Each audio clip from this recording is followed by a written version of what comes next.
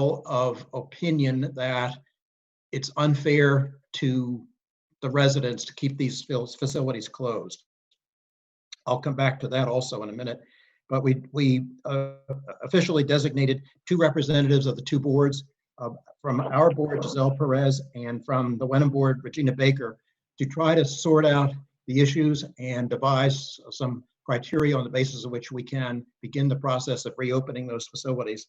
And then we talked also about the library, and I think we're just going to defer to the state on what the state's guidance turns out to be on opening or reopening the library under what circumstances. All right, we had a 1-hour conference call this morning on the subject of guidance to municipalities, that would be us, on enforcing the new COVID-19 orders, some of which were issued today, some of which are going to be issued a week from today.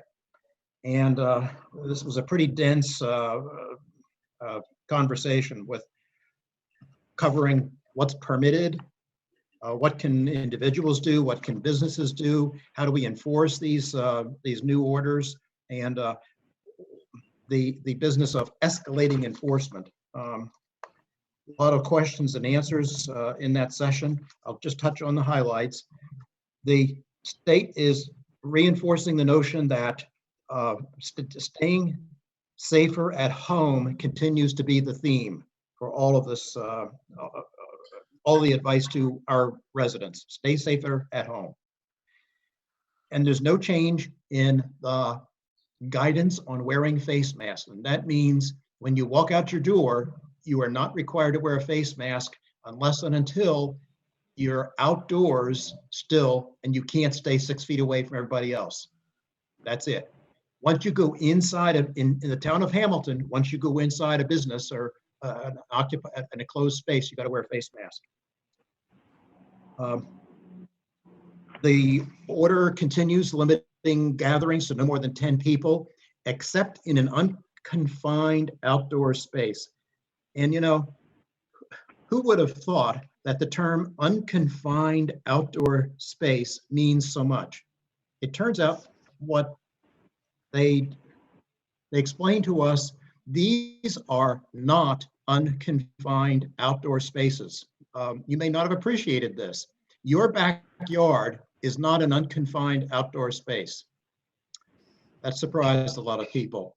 A parking lot, an open parking lot, is not an unconfined outdoor space. So for example, the shops at Hamilton Crossing parking lot does not qualify as an unconfined outdoor space. So that was difficult for some people to comprehend, but that's the state rule. So a lot of this conversation today revolved around who is the enforcement authority and what authority do they have? What powers do they have? Well, unfortunately, it's the local board of health. That's us. That is the primary enforcement authority, but also the local police department is equally a co-enforcement authority, and it'll require a pretty close working relationship here to sort these things out. You probably, I'm sure you've heard that as of today, there are new businesses that qualify as essential and therefore are allowed to open, but with some pretty stringent conditions. And that's, manufacturing, construction, retail for curbside pickup only, places of worship with restrictions. And then a week from today, Monday the 25th, here's the list of what else is going to open up. Laboratories and life science facilities, offices limited to less than 25% of maximum occupancy. And Joe, for purposes of your thinking about town hall, they explained that does not mean you can take the total maximum occupancy of town hall divided by 4, and then you can stuff that many people in any space in town hall. Not true. It goes space, individual space by individual space. So that means you would have to take, let's say you take Patrick Reffitt's office. I'm sure the maximum occupancy in there is 1, which means you can't exceed 1 person being in his office at a time. If he wants to meet with somebody, theoretically, that means he's got to go somewhere else, like memorial room. Car washes go on the list of allowed to be open. Hair salons and barbershops, another interesting one. We've got about a half a dozen or more of these in Hamilton, and there are some serious restrictions on what they're allowed to do to reopen. Pet grooming by appointment only, and then here's the interesting one. Last bullet: certain outdoor recreational facilities and activities. They're going to explain that on Monday next week, but it's pretty much a laundry list of a lot of the recreational facilities that we have closed here in Hamilton and Wenham. So that's going to take some thought and coordination and planning for how to reopen them. And then a business that reopens has to comply with mandatory workplace safety standards and sector-specific workplace standards. Boy. And the enforcement of this, it's a whole page of details, but the local boards of health are the primary enforcement authority. And then there's there is what they call an escalation grid, meaning for the first violation, you have a verbal consultation. The second violation, you issue a written redirection. For the third violation, now you can start to levy fines of up to $300. Anyway, that was today's conference call. There's going to be more tomorrow. I would, by the way, restaurants cannot serve except for curbside delivery. That's the restaurants continue to be allowed to do only curbside takeout, retail cannot open in a traditional sense. They can continue to do only curbside pickup, and on and on. Questions? David, that's my 5 minutes. Go ahead. David, with all the reopenings and stuff like that, and the kind of responsibility, I guess, comes on you and the police department to kind of enforce and help regulate.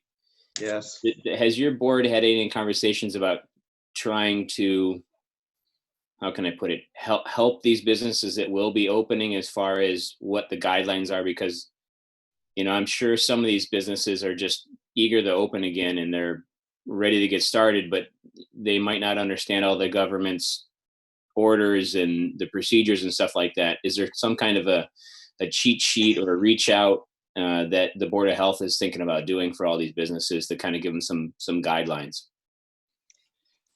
But that's a tall order. And here's the good news.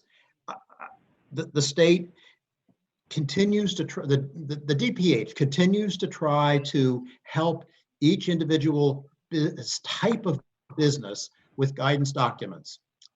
And they're referenced with links on their website. So if I'm running, let's just say a gift shop and I want to reopen, if you go to the DPH website, you'll find, I haven't actually done this, but I'm pretty sure you would find a guidance document that explains, if you're just a gift shop, a retail gift shop, here's what you have to do to legally reopen. I think when we get to things like, well, next Monday, let me take an example today. Here's one: places of worship. What's a church allowed to do? There's a 40% occupancy limit, meaning you can't allow more than 40% of the normal maximum allowable occupancy in there. And I think I've seen suggestions on how you would do that. Next week, when we go to hair salons and barbershops, they're going to issue guidance on what you have to do. It's going to include things like everybody has to wear a mask. You can't walk into the hair salon without an appointment. They're going to try to stagger the appointments so that there can be no more than one customer per hair salon worker at a time, and so on. But it would, I think it would just be, when you think that our Board of Health has one health agent working 2 days a week and is already pretty much taken up entirely with septic system work, to be able to do, to take on the role that the state, I think, fortunately, is taking on of trying to provide this guidance is just unrealistic. I I mean, don't know how we Sean, the state issued a 29-page PowerPoint today. It's pretty thorough. And Yeah. they continue to release stuff. So I kind of, with Dave, I kind of agree that as long as he's able to provide the links and the resources to people and ask, I think that's probably what we need him to do. But I don't know. The good news, I don't think we need to create anything. I think the state's done a pretty good job of being very thorough with their instructions. So we just need to provide the links in the proper places. Yeah, I haven't had a chance to look through it yet, and as long as it's, like you said, it's fairly, quote, user friendly. I think if maybe we just encourage people, if they have questions, to reach out to the Board of Health, and you could help guide them to where they can find the information. Exactly, Sean. That's a good idea. Here's what I continue to view: the Board of Health's primary role in the town of Hamilton as being responsible for educating our residents. It's kind of a public health education role. I think that's the best thing we can do. I think it's been pretty successful so far when you think about the degree of compliance with the stay-at-home order, the face covering mask order, the social distancing order, all these things. I think we're doing a pretty good job, and we just have to continue to take that primary role of educating our residents. So the one question I would have is, Dave, is there anything that we're more restrictive on that we would need to seek permission on? Is there any retail or business that would need to seek permission from you to open if they follow the state guidelines? Are we right now more restrictive on any item that we need to be concerned about? No, the only one is that while the state order specifies masks are not required indoors or outdoors unless you can't stay more than 6 feet away from everybody, our Board of Health order, I think, is more real world about that, and specifies when you walk into a business, into an indoor space, a business, you have to wear a mask.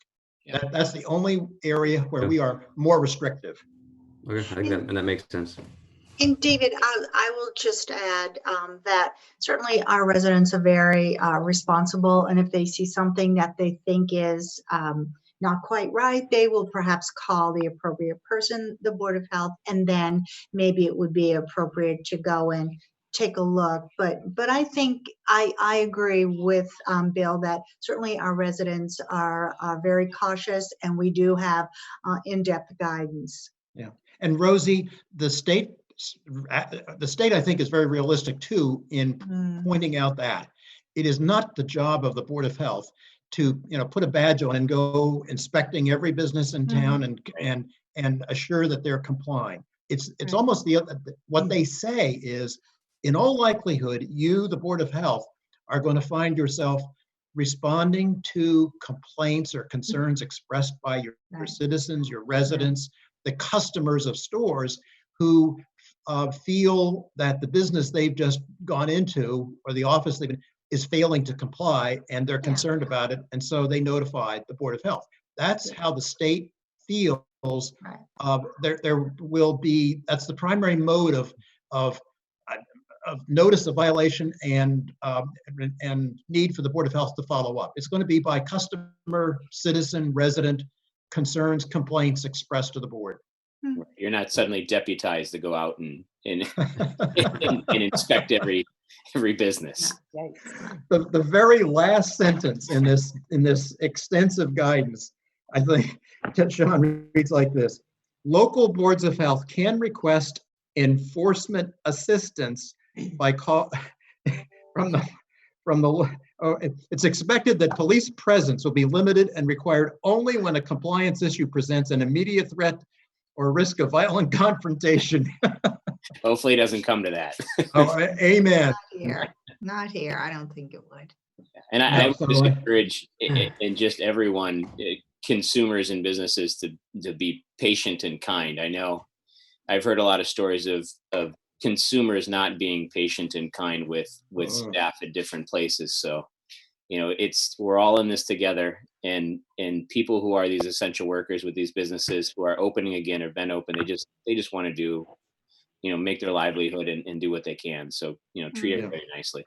Right. Yeah. This is not punishment. This is to keep everybody healthy. So Right. I think it's an Okay. important message. I think the only other thing I want to mention, Dave, about the state instruction today was they did have a whole separate section on high risk populations, which is important to note that the CDC did release some guidelines of what they consider high risk, and those people have different guidelines than others. So you just you should be aware of what CDC describes as high risk.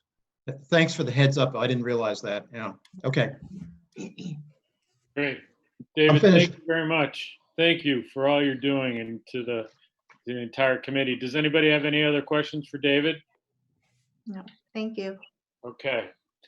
All right, on to the next item on the agenda then, which is the letter of support for Tragorth Companies for the Willow Street project. Do you want me to share that, February, so I can have it up there while you discuss it, Jeff? Sure. Let me see if I can figure out how to do this.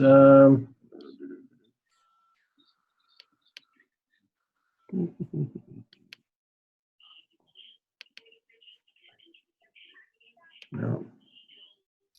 Trying to find the. Joe, while you're looking for it, was there just kind of a boilerplate thing that you used as far as, or was it something you had to? So it was sent to us by Rick last week, and we put it on letterhead, and I sent it out to the whole board with your materials for last week, and I have it right here. So in white pulling up. So what I did sort of, not yet, but maybe it's popping up shortly.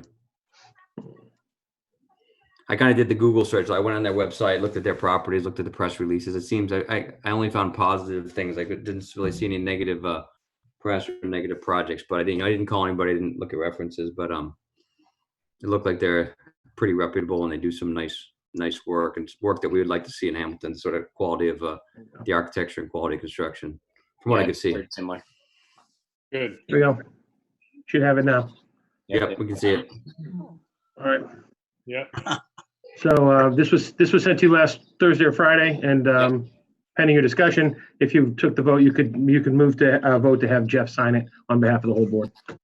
I have some comments about the letter. Yep. Okay. My first comment is certainly I support this this proposal, and that's just a blanket statement, but they were the only respondent to the RFP, so we don't really have other people to compare to.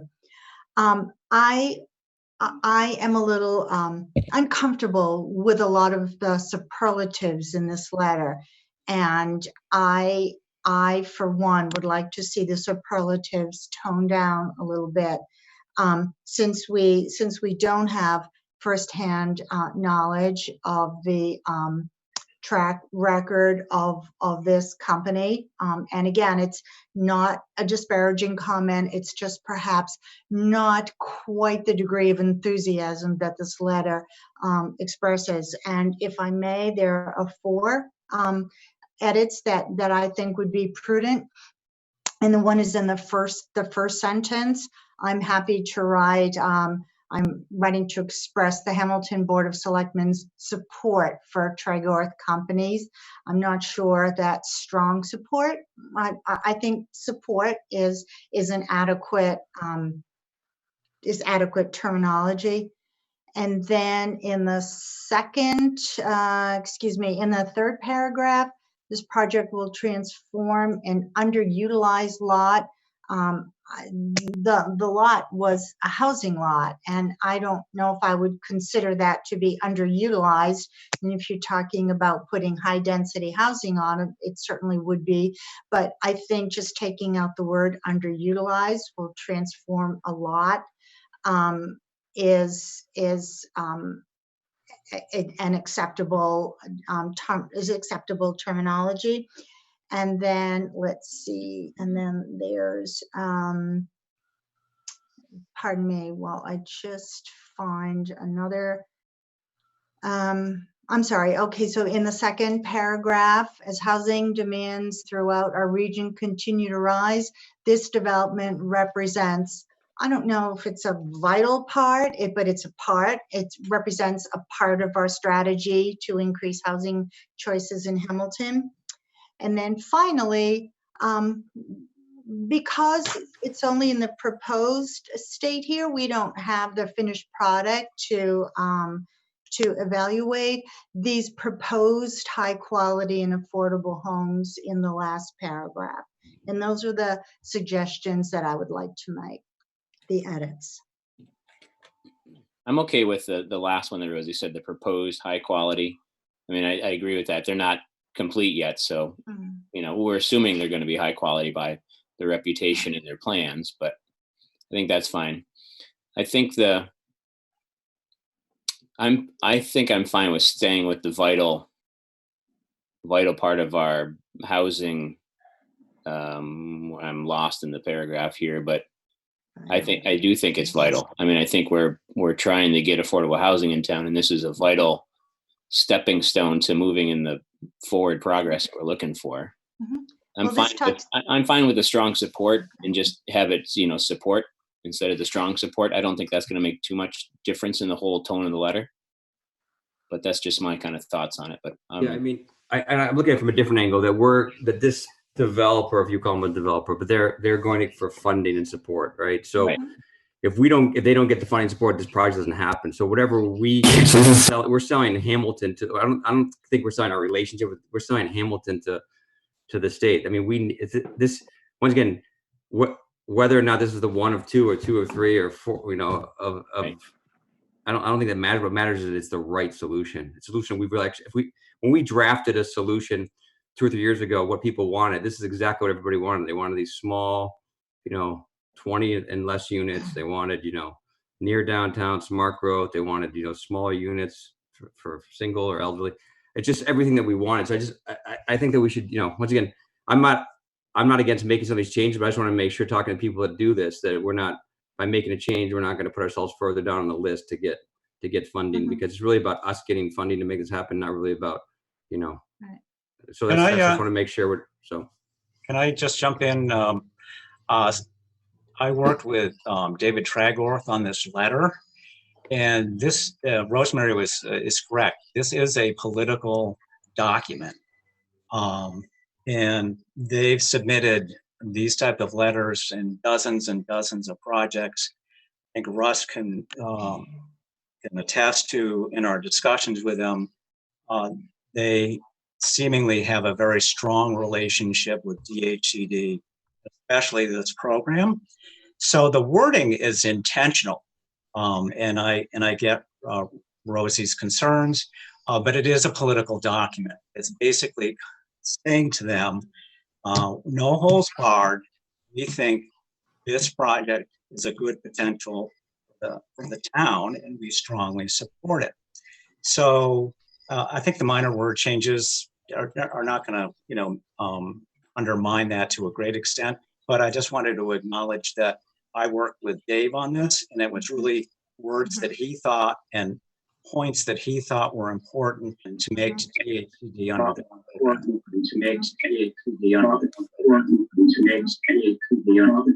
Who's speaking? I don't know who's speaking. So I have to do it again. Maybe everybody should mute so we don't get the feedback, except who's speaking. I found it. I muted it. I found it. Can you hear me? May I speak? Sure. I just want to make sure, Darcy, that did my remarks come through? Yes, I heard most of them. I would rather see more neutral language, because I just don't think we have a basis yet for using the stronger, more subjective language. So I'm with Rosie on keeping it more neutral for now. And it is supportive. It's a letter of support for sure. Yep. So can I comment, please? Sure, Russ, yes. So hi, everybody, it's Russ. So the first paragraph, strong support.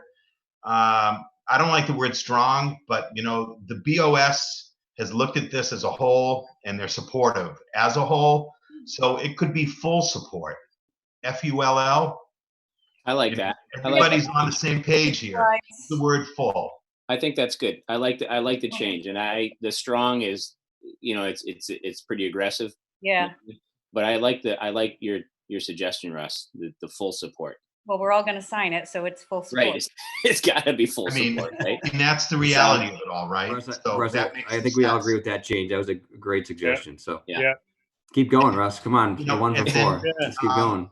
And then the last paragraph, the high quality Yeah. homes represent. Well, we've got to understand that this project is fully permitted. So they're gonna build what's permitted. They're going to So build. there are gonna be some changes down the road. Yeah, maybe the fence isn't gonna be what it was gonna be. Right. Or maybe the plantings are gonna shift around a little bit. But by and large, they're buying what was permitted. And there's not gonna be a lot of Change order. room to shift this around to make it look like what was permitted, and it becomes, something like something else down on Willow Street that went up a few years back. But we also can't vouch for quality of materials, and since this letter is coming from the Board of Selectmen, and I appreciate there are differing forces that are combining to support this, and we all do support it, but I do want it to be a tempered, well thought and reasonable letter. And this is why I suggest these changes that come without a lot of emotion, but just objectivity. Russ, can I ask you, is the developer working successfully with the neighbors? Have they had chances to get together and talk about any? Well, we brought that up last time, and he hadn't had the chance yet, but he welcomed that But opportunity. they will. Right. No, we've asked Martha Driscoll and Tony Passeretti, who are direct abutters, and Tony's on the Affordable Housing. I do this every time. The Hamilton Development Corp, to give us the email addresses and/or phone numbers for all the abutters that they think we should be talking to. In addition, I've turned over a mailing list of over 300 names of people in the neighborhood to the developer, so he has an ability to do direct mailings to them. Good. When do they plan to break ground? Well, that all depends on the funding. If everything goes right, the closing will be by the end of December. And they said that they would like to be in the ground by spring of 2021. So that's their commitment.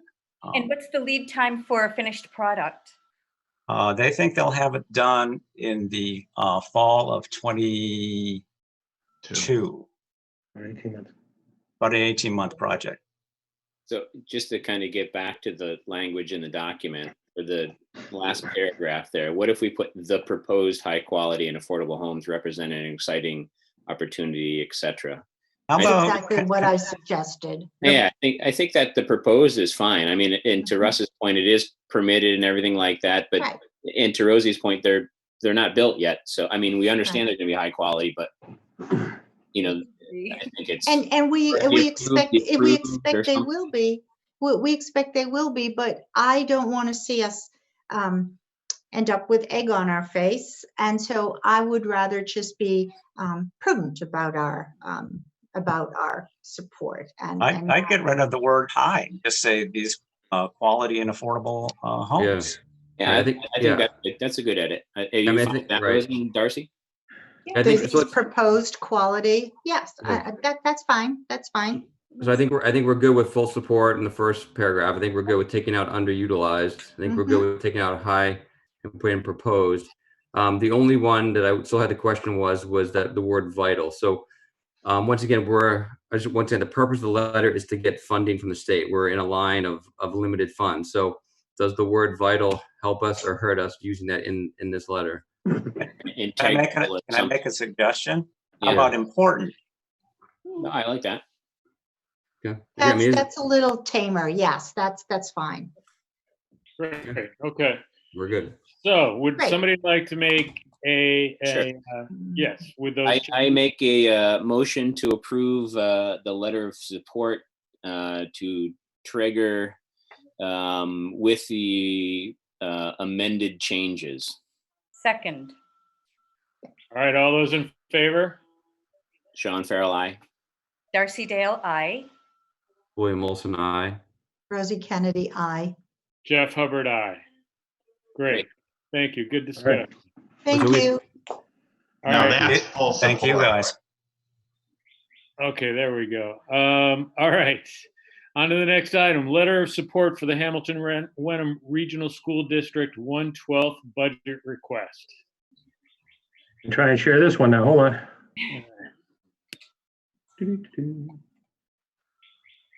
Oh, there you go. Nice. See it? Yep. Okay. So this is just to, this is just we'll be back, we'll be in front of you next week with a similar letter for the town, that just in case something goes awry on our attempt to do an annual town meeting on June 20th. This would allow them to go to the 1/12 budget. This is would only come into play if the town meeting doesn't pass a budget or if the town meeting doesn't happen before July 1st. And this was the requested language from the school district. Can I ask a question before we get kind of into the discussion here about it, Joe? Sure. If Wenham doesn't have a ATM, how does that work with a regional agreement with what we're trying to do here? If we have passed a budget and they have not, my understanding is that we'll be assessed based on the portion of the budget we passed, and that's what I got from the school department, and that the town of Wenham will be assessed based on the 1/12, but eventually it's going to come to naught because the 1/12 will go until they adopt the budget, and then they'll be required to make up their share based on the budget that's adopted. So it'll be the 1/12 if they don't have an ATM will kind of be almost retroactive for them. Is that what I'm understanding? Yeah, I mean, they're gonna, the 1/12 spend throughout the course of the year isn't even, as we've all discussed before. So at some point, the town will have a town meeting, will adopt the budget, and their portion of the adopted budget will be what they're responsible for, regardless of what they paid in up to that point. Make up the difference or the excess or whatever. Gotcha. Right. But Joe, I'm still not sure of, this is 1/12 of the proposed fiscal 21 budget or of the fiscal 20? No, it's 1/12 of one, it's got to be a minimum of 1/12 of the previous year's adopted budget. So it goes back to the previous time that a town meeting blessed the budget. And, if I can try and share something else with you, let me stop this. This was sent over today by Vinny. It's a PowerPoint, but I don't think we need to go through the whole thing. I just thought if we went through I went to the end of the document here, the final one of the final slides. Can we all see this? I can't see it. I can't see it because I got.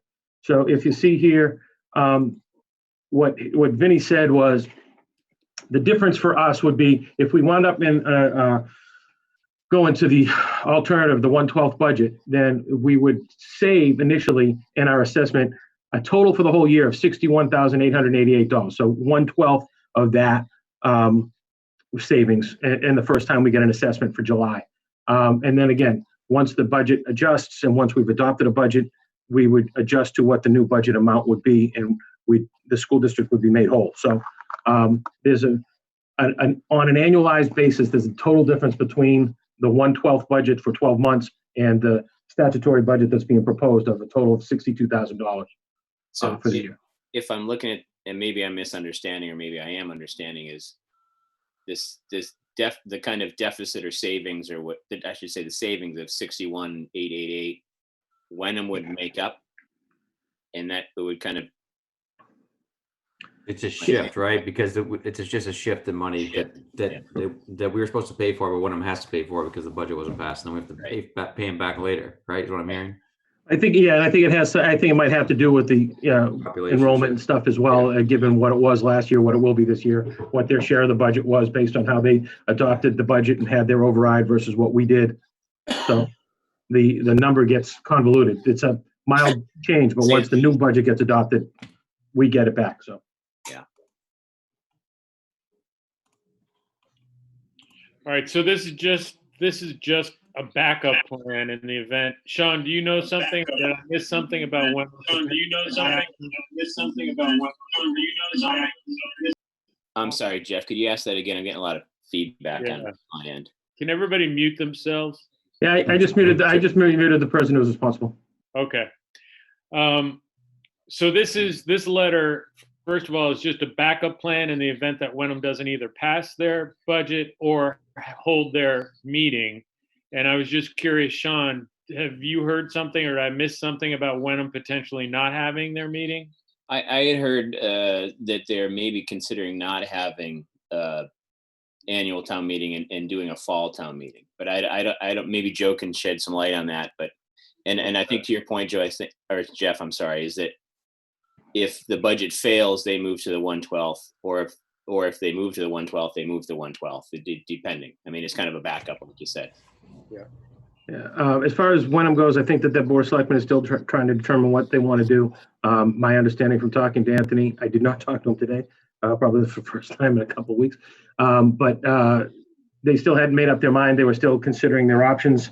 Part of their, I think from the discussion, that part of their unease is that unless the House votes to adopt the move that the Senate already has to allow them to hold their town meeting out of town, they don't really have anywhere to hold it out of doors. So piggybacking on ours would be difficult in that environment. But they, in any case, they haven't made up their mind yet. So. Okay. Joe, just so that I'm clear, the budget itself, they have proposed dropping their budget about 1.2 million. Yep. Does that mean that it goes back? Does that mean it is a change in their budget, or is that a drop from their previous years? They haven't. So the school committee has not yet voted to. You're talking about the school committee when you say they, right? Yes. The school committee is due to vote Wednesday night. They have not yet voted to make those reductions. They what they've done is they've taken a look at their expected revenue loss and made a bunch of proposals for reducing spending to match those revenue losses. The revenue losses are all related to projections from state revenue loss. So maybe a simpler way of asking the question is, if they do make those changes, does their spend for the 21 going to be the same as 20, or is it going to be less than 20? I think it's well, based on this based on this document here, it looks like the spend is right about the same as. Well, no, that's FY21. Over FY, I think it still represents an increase. I just don't think it represents as much of an increase as it had before. So a 1/12 budget would be less than what we have this year. May I intercede for a moment? Yes. Marissa did circulate late today her worksheet for fiscal 21 estimated tax rate. And it shows for school expenses the exact same amount Right. that the schools were proposing in March in terms of the assessment to the town. So I interpret that to mean, yes, Wednesday, the school may vote to reduce their overall budget by the loss of state aid, that is 1.3 million. But they're going to maintain their March proposal for town assessment, that there's no reduction in that. That, as far as we know, and that everything we've been told, that is true. Also, just to answer Nick's previous question more succinctly, I just got Vinny Leone must be watching this on YouTube, because he just sent me an email and he said very succinctly, the spend is more. So the FY21 spend overall is still more than the FY20 expenditure. It would just be less than what they had previously adopted in February. Okay. Well, Marissa estimates it, Joe, to be over 8%, about 8.25. Right. Right. So it's still an increase. Right.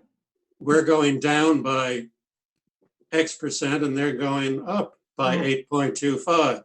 Yeah. Yes. Yes. I have a really hard time with that. Does anybody want to talk about the letter? We can kind of get into the semantics and budget stuff in a second, but as far as the letter, I'm in support of giving them the opportunity to work with the 112 budget. I don't think that's any problem for me. Yeah, there's nothing really, the language is pretty basic and legal, so there's nothing that really changed anything, so I'm fine with signing the letter. Me too. I will say, folks, out of fairness, FinCom had no prior notice of this. Had we known of it last meeting, which was the 14th last week, we could have debated it and made a recommendation to you, but we've not had an opportunity to do that. I apologize, Jamie. That'd be, we didn't pass it on to you in time. I apologize for that. Is there a deadline for that letter, Joe? Good question. I did, Marissa, since you're on now, what's the deadline to submit for the 112? It's kind of on a rolling basis, so the sooner they get it in, the better. So, but we're not ready to submit ours yet either. So, as far as the town goes, there's no deadline that I know of. The guidance that was sent for the town, the one budget was, the guidance suggested to send it as soon as possible. Did not have a date per se, but that's on the town side. I won't be able to answer on the school side. I would suggest that FinCom are you meeting this week, David? We had not planned on it, but given the dynamics, we certainly can. There's time to post a meeting. I mean, are we running this as a joint meeting yeah. now? Could you guys discuss it now? We could just do it right now. Why not? Let's just do it. We got a lot of stuff on our plate, and I think we got to move forward on this thing tonight and move on to other stuff. This is not a big debate. I mean, we already agreed last week we have to have the 112 budget in our back pocket, so we're not really changing. We're not defining the 112s. We're going based on the state guidelines recommendations. So we can't really change it, which is either we do 112 or not. So let's see if we can talk about it now. Doing regular order. We have our FinCom who advises us, and I would suggest that we stick with regular order. And if they're willing to meet this week so that we can take care of it on Monday next, I don't see that there's a big deal. Yeah, I would just suggest to Jeff and David, the two chairs, if they're okay with it, and we've got the quorum, why not do it right now? I'd agree. Well, I'm willing to do that if FinCom is comfortable with that. Very comfortable. I would, so let me, within the context of FinCom, suggest that it appears to be innocuous. There's a lot of documentation to it, and if one were diligent, one would read it all in advance of debating it. We don't have that opportunity because we got this stuff belatedly, but the concept seems appropriate, to me at least. Nick, let's go in inverse order of seniority. Nick? I agree, and I would favor it. John? Also agree. I have no issue with it. Christina? I also agree the Board of Selectmen should approve and sign it. Valerie, I assume you're no? I I'm only kidding. What? You okay? I missed that, but yes, I agree as well. All right, so we have a consensus on FinCom. May I make a motion that the Board of Selectmen accept and sign the letter? I second that. Terrific. Okay, thank you. Roll call vote. Darcy? Darcy Dale, aye. Bill? William Wilson, aye. Sean? Sean Farrell, aye. Rosie? Rosie Kennedy, aye. Jeff Hubbard, aye. Terrific. Thank you all very much. Okay, on to the next agenda item, which is an update from the Town Hall Building Committee. Mike, are you there? Yes, I am. All right. Looking forward to this. I will give you the 5-cent tour here. In spite of everything that's been going on in these times, we're continuing to work on the project. And we've hit a milestone here. We've completed our DD drawings and we have a DD estimate, design development estimate. Our budget at the conceptual phase was $9,308,000. Our most recent estimate came in at $8,869,000 for savings of approximately, we're below budget by about $438,000. That's the good news. We're this milestone now, we need to release funds and provide a contract for the architect to continue through the construction document phase and bidding phase. And right now, we're on schedule to have the documents and the bids back to us by October 1st from the subcontractors. But we need to release this architect to keep going. So I guess we're giving you an update and making you aware that we have to, if we're keeping this project alive, we need to engage the architect for the last phase of this design and bidding. Any questions? How much do you need? If the money is appropriated, Yeah. there's a amendment to the contract to the architect of $412,767. The owner's project manager is approximately $80,000, and there's other miscellaneous costs of $115,000. So this is all appropriated money between the CPC and the town appropriation. So we're on budget and we're on schedule right now. And we need the green light to keep going. I think I want to give you the green light because I feel we've had a reduction in kind of the overall cost with everything going on, but you know, it's kind of, we're in a bubble right now, whereas as I think we all know that the longer you plan a project, the more expensive it gets as time moves on with bids and stuff. And I think we kind of keep our forward momentum going, you know, and do what we can with it to kind of keep on task and you know, fingers crossed we come in under, which can help our citizens in the overall process, to just keep on this project. I'm in full support of it, to keep kind of moving forward. I don't know how other people feel, but I think we've got so much kind of background and momentum, it would be a shame to stop now. And plus the bids are down a little bit. We got to jump on it because I think they're going to go back up in a year or so if we're postponing this out. Yeah, I mean, that's right. Construction escalation has been, 3 to 4% over the last, many years, right? So we take advantage of that. But I have a question for you. The money that you want approval for now gets us to October. And then the next town, the town meeting is that you're gonna ask, what's the plan at that town meeting if we have one in the fall? What would you be asking for then? Would the bids be back in time, or would we wait till the spring to vote for the full budget? How's that work? Give me the timeline, please. Sure, the timeline, I'll give you the exact timeline. I'll give you a quick rundown here. We would have 85% construction documents and an estimate in August, which would be like a checkup.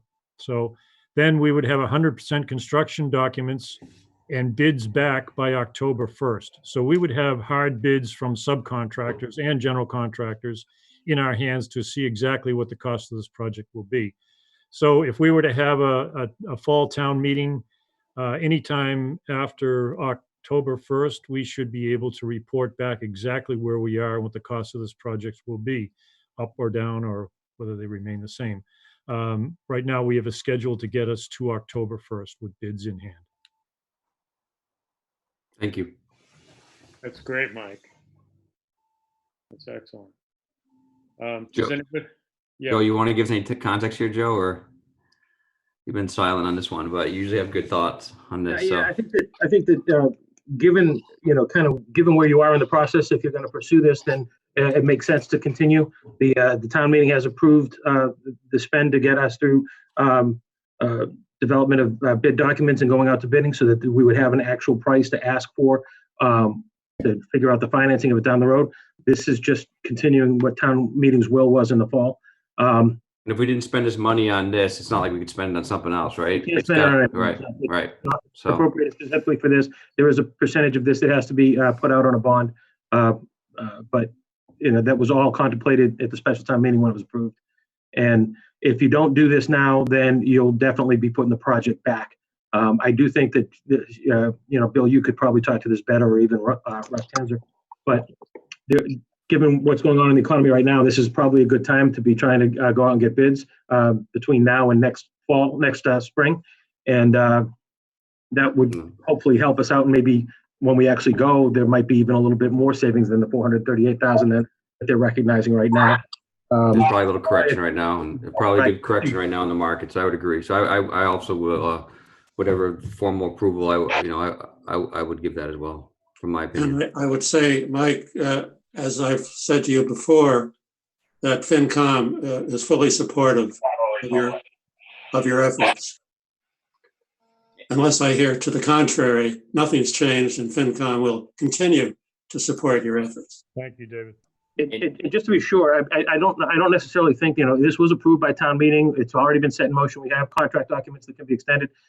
This is primarily to make sure that everybody still understands where we're going and how we're willing to proceed. It probably doesn't need a vote from the Board of Selectmen, but certainly we're happy to have a vote from the Board of Selectmen, and then we'd execute contract documents to continue this week.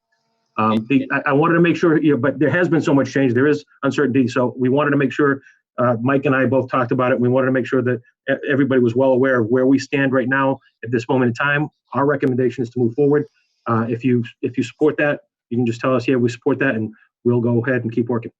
I support it. Mike's done a great job, and I would love to see him continue. And thank you. I'm going to use the word we just came up with. I think we all want to give you our full support. So I'll take it. That sounds good to me. Right, not just our support, our full support, our strong support. Great, great. I see Jay's on the here, and I just wanted to ask Jay. He's clapping there. Yeah. But Jay, do we have any kind of, and forgive my memory here, with CPC allocated or encumbered funds? Do we have any sunsets on those that we are going to come up against with any of this stuff?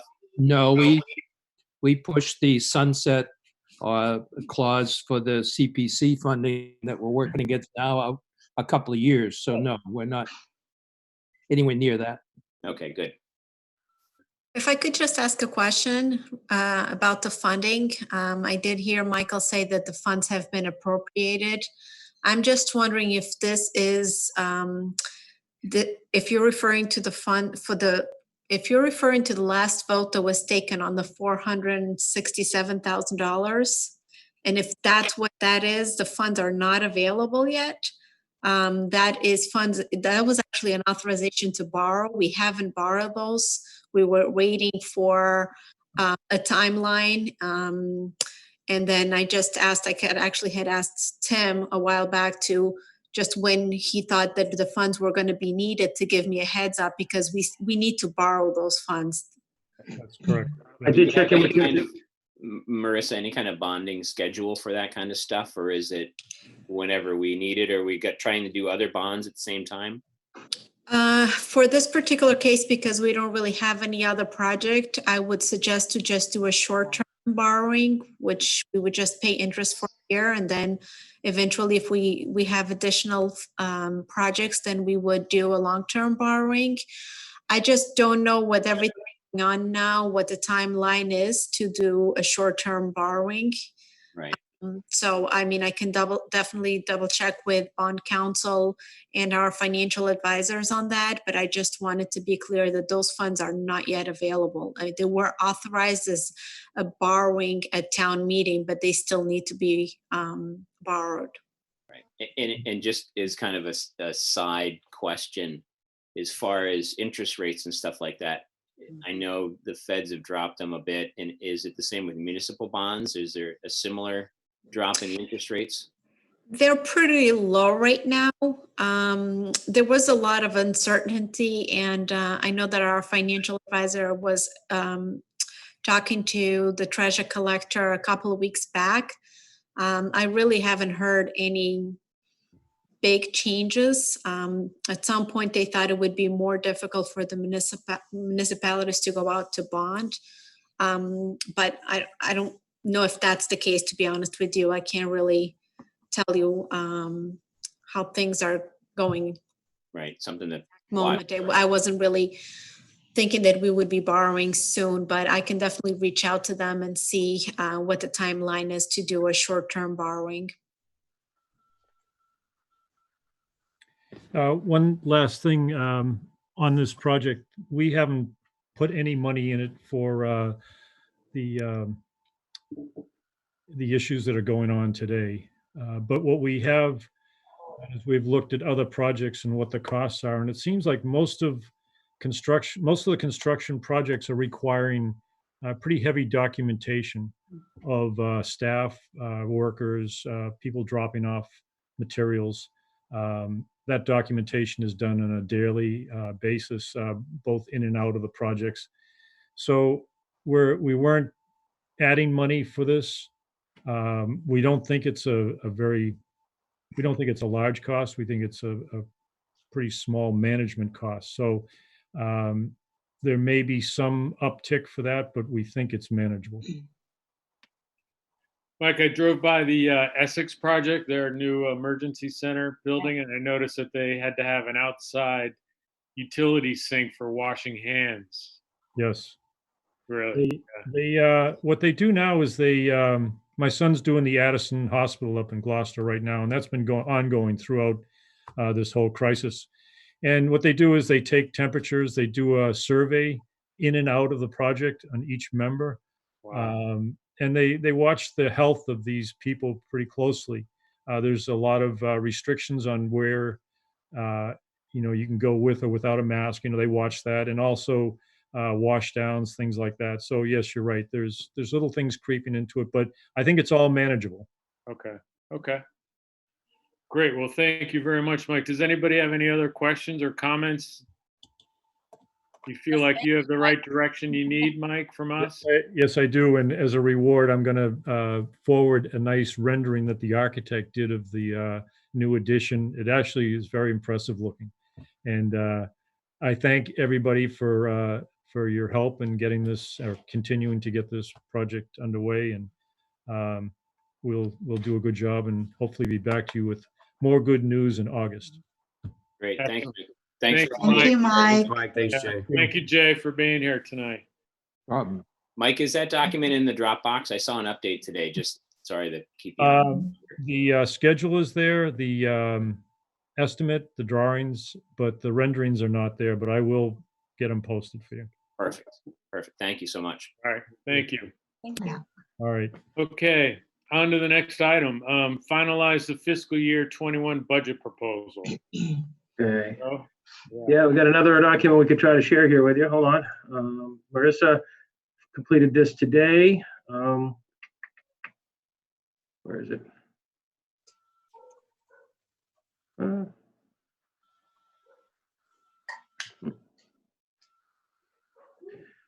Oh, shoot.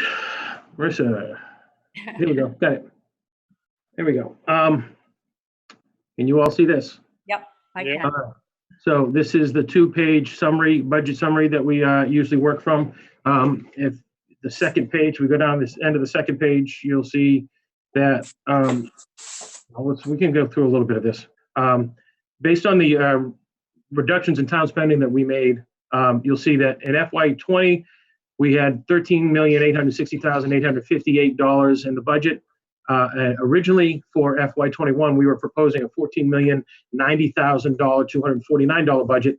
And based on the hard work of department heads and Marissa and myself, we were able to propose a revised budget for FY21 that would be $13,444,319. Actually a decrease over what we actually have in the budget for FY20. Fantastic. I want to be very clear. This is not going to be without pain. People, expect a certain level of service, and we're going to do everything we can with the resources we have to continue to provide that service. But, in this is the exclusion of seasonal workers in the DPW. So the extra help that we had to mow the lawn and pick up trash at the Patton Park and places like that, that won't be there. We'll be working just with our full-time staff. It won't be there to help in the cemetery and other places and other projects. And there are cuts like that across the budget. We had prepared to expand programming at the Council on Aging by increasing hours for the part-time assistant there. We're taking back those hours. He'll just stay at his 15. Those types of things are real impacts to the way people are going to interact with the town this year. Some reorganization in town hall and some not filling of open positions and things like that to get us to that savings this year. But it will impact people. So I don't want anybody at all to think, oh, that's money they didn't need. It absolutely is money that we needed, but it's not money that we expect to be able to have. And that's why we made the decision to make those decisions and make this new revised budget proposal. Joe, Yeah. I'm sorry. Go ahead. David? Go ahead, Joe. So you'll note that what was alluded to earlier is that as of right now, the school department is anticipating a shortfall of revenue from its state funding sources, and they are considering Wednesday night reductions in their budget to be able to meet that loss of revenue. They are not currently making any changes to they're currently not making any changes to their request and assessment for the two towns. So we carried that number forward here, just as we did, just as it was proposed back in February. And so you'll see that now the total FY21 revised budget is $34,189,580, which is more than FY20's overall budget, but quite a reduction from where it would have been had we voted this budget at the beginning of April as we had prepared. Joe, Yes. may I just make a comment if you don't mind? Yep. Nope. Go ahead. Just on the total expenditures, let's just keep in mind that when we're comparing FY20 to the FY21, that there's no capital in FY21. Right. So a big part of that decrease relates to not having a capital number there. If you look at FY20, it was about the $408,000 in capital that is not in FY21. So that I just wanted to bring that up because that decrease is not all in operations and staff. Right. We haven't cut personnel. We've cut our capital plan pretty much. Well, we've cut some. We haven't filled, right? So we haven't filled, and we've made we're making some reorganizations that will result in reductions. And as I said, the seasonal workers, people think of them as, not really workers, but they do real work when they're here. That's 8 additional bodies to help out during the summer months to actually get things done, particularly in the DPW department. So those folks won't be hired, and the work that they would have done won't be able to get done. So can we work on, I know that this is a little bit of an aside, but to your point about how things are going to be reduced, and that means services to an extent are going to be reduced. Could we do a PSA about that to the general public about how some of these things are going to be? So it's going to be more important to carry in, carry out at the parks, as an example. The cemetery, we could use volunteers, and maybe we can all chip in, all the selectmen do a PSA, once a week kind of thing, and keep it in the forefront of people's minds. I think that's a pretty good idea, Jeff. I think there's a lot of people in this community who love the community enough to volunteer to do different things. I think of all the different times we've done things at the Patton Homestead, we've had volunteers come and do the weeding and stuff like that. Right. I think people would volunteer to do different things. I know we've had help with the Little League. People have come and dug foundations for dugouts and stuff like that. So if we kind of leverage our community outreach and volunteership, I think, that will help fill some of that gap. It's not going to do all of it, of course, but I think that's a good idea. Jeff, if I may, Joe, FinCom was very happy to help Marissa and you achieve that reduction. But I have a question for you in terms of the agenda. We're now on finalizing the budget proposal. Does that relate solely to the town side? It relates to what we're going to be proposing to spend at town meeting. So, all right. So then I have a point. I'm not sure whether it's appropriate at this bullet point on the agenda or the next one. At the last FinCom meeting, we had an extended discussion on the structure of the warrant in terms of the budget. That is, did we want to continue with the split proposal? If you recall, 2.2, I think, being the full town budget and 5% for schools, and 2.3 being the balance. Do we want to continue with that split, given our current circumstances, or did we want to consolidate into one budget appropriation, both town and school side? And I'm prepared to give you all a summary of what FinCom determined to recommend, if this is the right time to do that. So I would look to Jeff and Joe for that guidance. Sure. Yeah, no, I think now's as good a time as any. All right, I'll try to be as brief as possible, and I'll try to be fair to both sides because it was not a unanimous vote. It was 4-1, and I was the dissenter. So 4 members thought it appropriate not to split so that there would be one annual budget constituting both town and schools, and not continue with the split that we had previously agreed to in March for the April schedule. And I'm going to give you as best as I can the rationale for the 4 votes. And I would say to FinCom, if I leave anything out, please correct me. The 4 thought that the 1.3 million loss in state aid was enough of an intrusion into the potential quality of education. And that we should not exacerbate that intrusion by potentially exposing the school request to a defeat by way of the split warrant. So that essentially was apprehension of the impact on the quality of education. Another rationale expressed was there being little precedent for a split approach in terms of warrant budget proposal to the town meeting.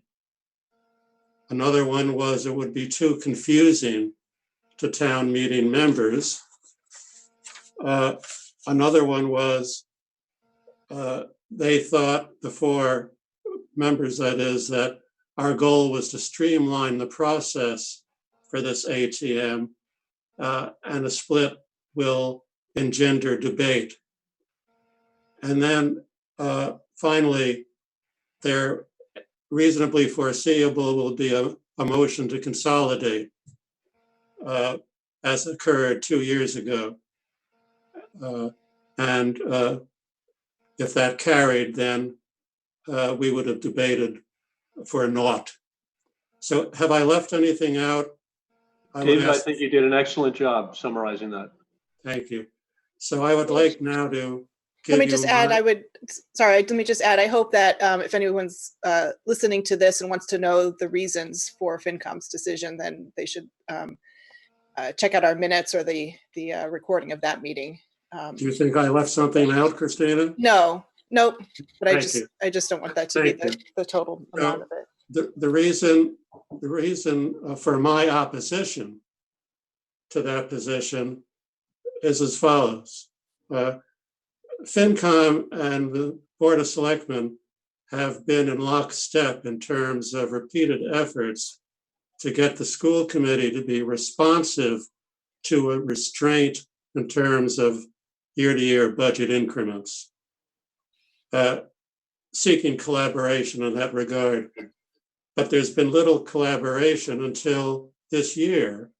And now there was a reach out from the school committee for collaboration,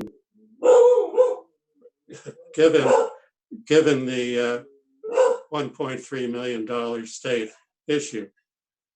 So now there's a call for collaboration, but that definition of collaboration means, unless the vote Wednesday is different, means they will reduce their budget by 1.3, the anticipated reduction in state aid, but they will maintain their prior full budget request in terms of assessments to the town. So that is the current definition of collaborating. So I argued that that posture is without consideration of the burden on the taxpayer. Not revising the assessments on the town fails to recognize that the source of the money are taxpayers, who many of whom are perhaps not in the best of financial conditions at the moment. In terms of the specific issues, the quality of education, remember, this was a vote not on whether to recommend a certain amount of money. This was a vote on the process as to whether taxpayers should have the opportunity to consider and vote on the budget. And by removing the split context, I argued that would take away that opportunity. The taxpayers will decide ultimately how much money they wish to invest in education. So that was my argument back in terms of that position. There was precedent for the split approach. The board and FinCom unanimously took that position 2 years ago, the split warrant approach. Remember, there was a motion to consolidate and it passed, but also please remember that about 80 people who were in attendance either didn't vote or their votes were not accounted for. That's what stimulated the move for electronic voting, which I hope will remove the intimidation of a neighbor's view of voting. In terms of it's being too confusing, I thought that was an underestimate of people who care enough to go to town meeting, an underestimate of their capacity to understand. And also, we're going to be communicating with them objectively as to this subject in advance of town meeting. In terms of streamlining the process on June 20, if this split continues, as I'm advocating it should, that'll be the only matter on the agenda that is likely to stimulate debate. Everything else has been fairly neutralized or is fairly repetitive of prior years. And lastly, in terms of there being a foreseeable motion to consolidate, we can't prevent that, but we should be prepared if the selectmen determine to maintain the split approach. We should be prepared to defend against that motion to consolidate on the very simple premise that taxpayers ought to have the ability to determine their fiscal destiny. So those were my rebuttal arguments, and that's why I voted solely in the negative. Thank you. Thanks, David. I think a good comment. I just want to issue 3 responses to those, but I think there's 3 things I think are different than they were sort of previously. We talked about the split. I think the last time we had the split, there was a definite capital ask that we split off, I believe. So the question is part of this budget capital ask that we can split off, or is it just purely related to services for the district? So I'd be curious about that. But last time the split was really based on a capital ask. Bill, the last 2 years ago, there was a separate item aside from the splits. There was a third warrant article for school capital expenditure, and that was defeated at town meeting. So I believe that's an accurate statement of the history of that. I think that's right, David. I think, and another kind of reason for the split, besides the capital ask, was that we as Board of Selectmen and FinCom and whatever were trying to be very conscious of what the community can bear. And it was kind of a statement to the school committee that, well, we understand your first priority is to make schools and education a priority. You still have to weigh the population of the town. We've got, I don't know the ratio, but I know that it's very much higher for our elderly population, which gets about 1% of our budget, and the schools get 60% of the budget. It's almost, for me, it's almost an oxymoron because I have 2 kids in the school system, but there's definitely a deficit in the population that gets the money. Right. And I want the school committee to be conscious of the burden that they're putting on the community with that aged population and just the general tax base. Absolutely. And I would almost we've talked for years about the regional school agreement and things like that. And I would be willing to revisit that agreement if there was some type of a clause or some agreement in there that the school committee was only allowed to raise or appropriate a certain percentage of monies based on town spending and, the levy, et cetera. Because they've pushed us right to the levy this year, and I think, they're fighting for the kids in education, which I think is a great thing, but you have to realize that's not the only cost that people are dealing with in their lives. So, Sean, that's an excellent statement. And I mean, that's been my mantra for a long time. I don't have kids in the school system, but I have two precious little nephews in the school system that I would do anything in the world for.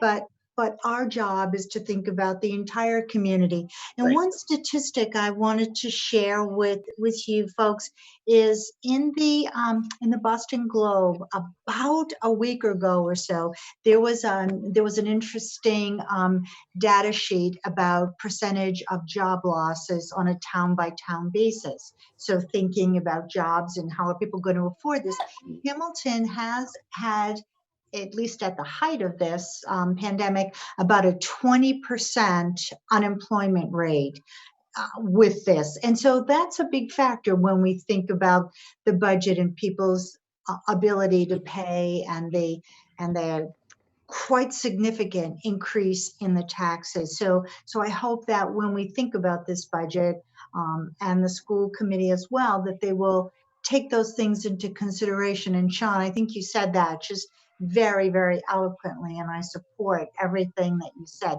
And Joe, could we have just faces on for a couple of minutes while we chat about this? Yeah, I think that's thanks. Yeah, thank you.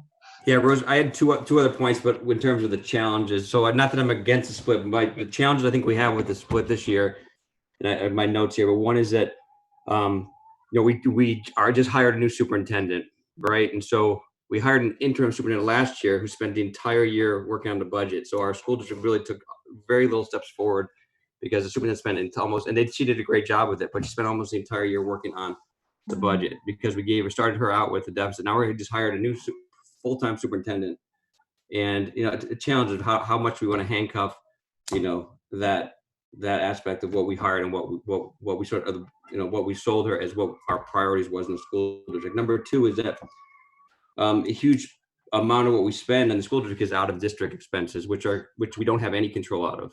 We cannot control right now for next year what we spend on out of district expenses, but we can in future years if we plan for it. So if we lower our budget, that budget stays the same. So we're just hurting our students that stay in our district. We don't have the students that go to another district. We're just hurting our students. So it's another challenge. And the third thing is there a roadmap? Like, I think it's going to be confusing for the citizens if we tell them, oh, we're going to split the budget, but there's no roadmap to get to that. So if we're going to split the budget, I think that we need to come up with a roadmap for what that means, what it actually means that we're cutting, like some real tangible things there. So I think that if we really want to go that route, we have to look at those challenges and realize that it might hurt us more than help us. If I might. I'm sorry, may I ask Bill a question? When you say there's a roadmap, could you explain that a little bit more? Because there is not a roadmap, is my point. If we do right now, there's nobody. We're going to say, hey, we're going to split the budget, but we're not really telling the citizens what that split budget is going to get them. We're just going to take money out, but are we giving them a list of the services that we're recommending they eliminate to get to the new budget? Is my question. But technically, you're not allowed to do that. That's not for the Board of Selectmen or the town meeting or the FinCom or anybody else to recommend. That's solely in the purview of the school committee and the superintendent of schools under Massachusetts education. But we should give them the opportunity to say, hey, we're going to recommend this, so you better come to town meeting with the roadmap. Yeah, to Bill's point and to Joe's point at the same time, it's school budgets are very difficult. They're not like a municipal budget where everything has got its lane and it's earmarked and you use it for that or you don't use it for that.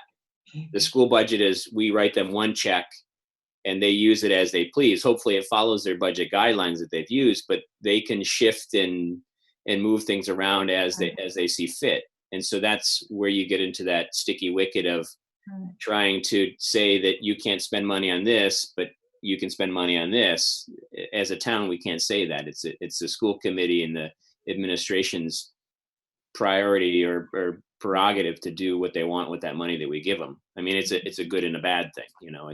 For us as a municipal government, it's in my mind, it's not bad. I should say it is bad, because if they allocate money for something, they can use it for something completely different that we might not agree with, but that's the nature of the beast, sadly. And also taking into consideration the fact that we do have a new superintendent who's coming in, and we don't know what her priorities are, and she probably won't know entirely until she comes in and gets a handle on the schools and thinks what she and decides what she thinks is important, and then focuses on those. So, But if the budget is short by 1 point whatever million, she's going to be spending 100% of her time on that rather than on education, students, programs, development. That's what my concern is, because that's what happened last year. So we just saw it happen. Okay, we just saw it happen. Right. I see what you're saying, but she also has a lot of experience. She's not coming in green at this. She's here for the long haul, and I have every faith that this person will be able to execute her responsibilities, and the fact that we're all having to tighten our belts is not unique to just the town. It's the schools also, and so by just handing them, by agreeing to an 8.25% increase, while we're decreasing our budget to substantially below 2020, just doesn't seem fair to anybody in the town, any taxpayer. Especially as Sean pointed out, elderly people on fixed incomes, and people, my point, people who are out of work. I have a hard time just saying this is going to be okay, because we're thinking about an ideal situation, and this is anything but, because of the pandemic and because we have a new school superintendent. And Bill, if I may, I wanted to respond to that. We're not accountable for the administrative instability and the reinvention necessary here by virtue of replacing the superintendent. That was the school committee's discretion. So I'm not sure that I understand what you're saying. No, it was our superintendent left, so we had to hire a new one. So how is that the school committee? She left. I understood she sought the new position. I thought she sought permanency. She did, and she was not selected. She chose the new job before they made the decision. That's not, my understanding is that she sought permanency, and the message was conveyed in that was not to be. But regardless, the point is that she was never the permanent. The reason we were looking for a permanent is because Mike Harvey retired. She was never hired as a permanent. She was always an interim. So what my point is, going back to Mike Harvey, Mike Harvey left, and so we've been charged. The school was charged to hire a new superintendent. So it's not their choice. Mike Harvey left. The school committee has put itself in this position. I don't. Regardless, we are correct. All superintendents are going to have to deal with these massive cuts, regardless of where they are. Whether they're getting a massive cut. We just talked about what is the cut going to be? 1 point, how many million? 1.3. Yeah, 1.3 million. Yeah, but still an 8% increase over last year's budget. Not minus at one. Not minus. Not in spending though. Yeah, it's only an appropriation. Right. There's no cut in the town assessment. Right. So it's an increase of 8.25. If I may kind of add a little 2 cents here perspective on it, we can debate, but and Darcy would, her favorite direct democracy quotes, right? It all comes down to what town meeting is going to vote on. Mm-hmm. And we all have our personal views on what we think is best split or not split. FinCom's made kind of a recommendation. And I think that we need to think about what holistically is going to be best for our citizens to vote on. I mean, I'm still kind of torn on the split or not split, because as a matter of principle, I feel it should be split.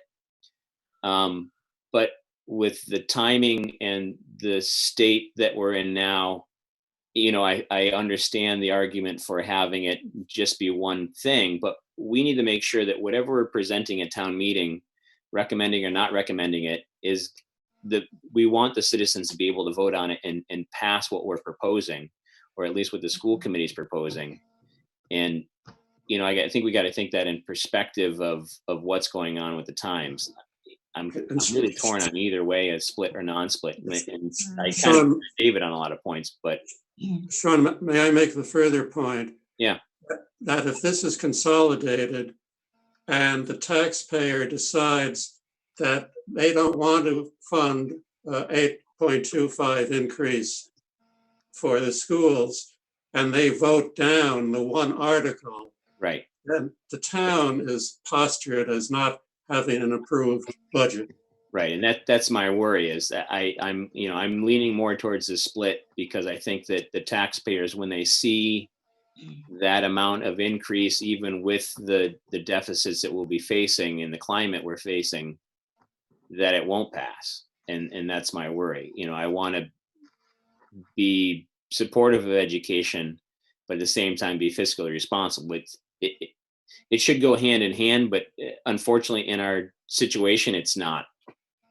I think that you want as much flexibility as possible. So, for example, if Sean, like Sean was saying, they see that big number, they might balk. But if they see that they have two options, two tranches that they can vote on, even if one doesn't pass, we can always add or give them another opportunity at some point. Say, for example, if the feds come in and send the municipalities money like they're supposed to do, because it is our tax money, or say the state finds a windfall somehow and offers that to the schools, I know that there will be other opportunities.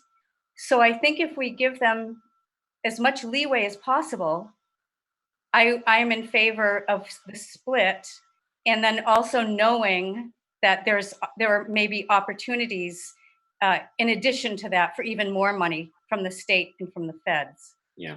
I mean, and we don't even know what a hybrid school is going to look like. It might be a combination of online learning supplemented with a couple of hours of shift in the school in very small classes. We have no idea what we're going to end up with.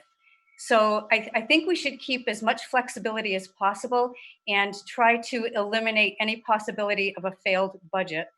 Yeah. And why I favor the flexibility and the split, I still keep going back to the fact that consistent, like we're trying to have a town meeting that is, and now we're gonna have the FinCom and Selectmen having two different decisions. We're gonna confuse our citizens even more. The FinCom's 4-1. If we vote the other way, then we're gonna be in direct contradiction to our FinCom, and no, the citizens aren't going to know what it means. What does it mean to have a split budget? What are we getting rid of? They need to understand it. So it's going to be confusing. That's what leadership is for. That's what leadership is for. And we will be having a new leader in the schools. And I would like to, give her the opportunity to see what she can do. But she has nothing to do with this decision. But she's not part of this decision. So I take her out of the equation. She's not in the room. She's not here to defend herself or say what she wants, doesn't want. The point is that we're making policy right here, and the policy we're gonna have a town meeting that we're trying to make concise and clear, and we're gonna make it very unclear if we do this. Is my opinion. Very unclear to our citizens if we do this. For me, I guess I'm basing my lean towards the split on past practice with the school committee. I know in past years when we've done collective bargaining, both towns have been vehemently against the results of collective bargaining. We've told them our financial situation and what we would have liked when we went into collective bargaining, and maybe they didn't disregard it, but nonetheless, the outcome of collective bargaining was not what the two towns had asked for. And part of that large bill is that money for staffing, et cetera. And as a town, we've tried to be very fair with all of our unions in collective bargaining and been upfront with them about our COLAs and stuff like that and kept them the same across the board. And then with the school committee and the administration and the teachers union, it's been a different standard for them. And so that's, part of that cost for our school budget, or a large part of it is staffing. Being a teacher myself, I'm on both sides of the fence. I would love to get paid more, but I understand the fiscal responsibility of being a selectman as well. So, it's a difficult thing. If we had more work with the school committee for them to say in their future collective bargaining, which will be coming up shortly, that they would be willing to work with the towns more and keep that COLA or whatever benefits, or split healthcare a little bit differently to help out with that, I would be much more willing to work with them in a single kind of a warrant article. All right, I'd like to say a couple of things first. One is this reduction 2 months ago, if they came to us and said, we're going to reduce our budget $1.3 million, we'd be, yay.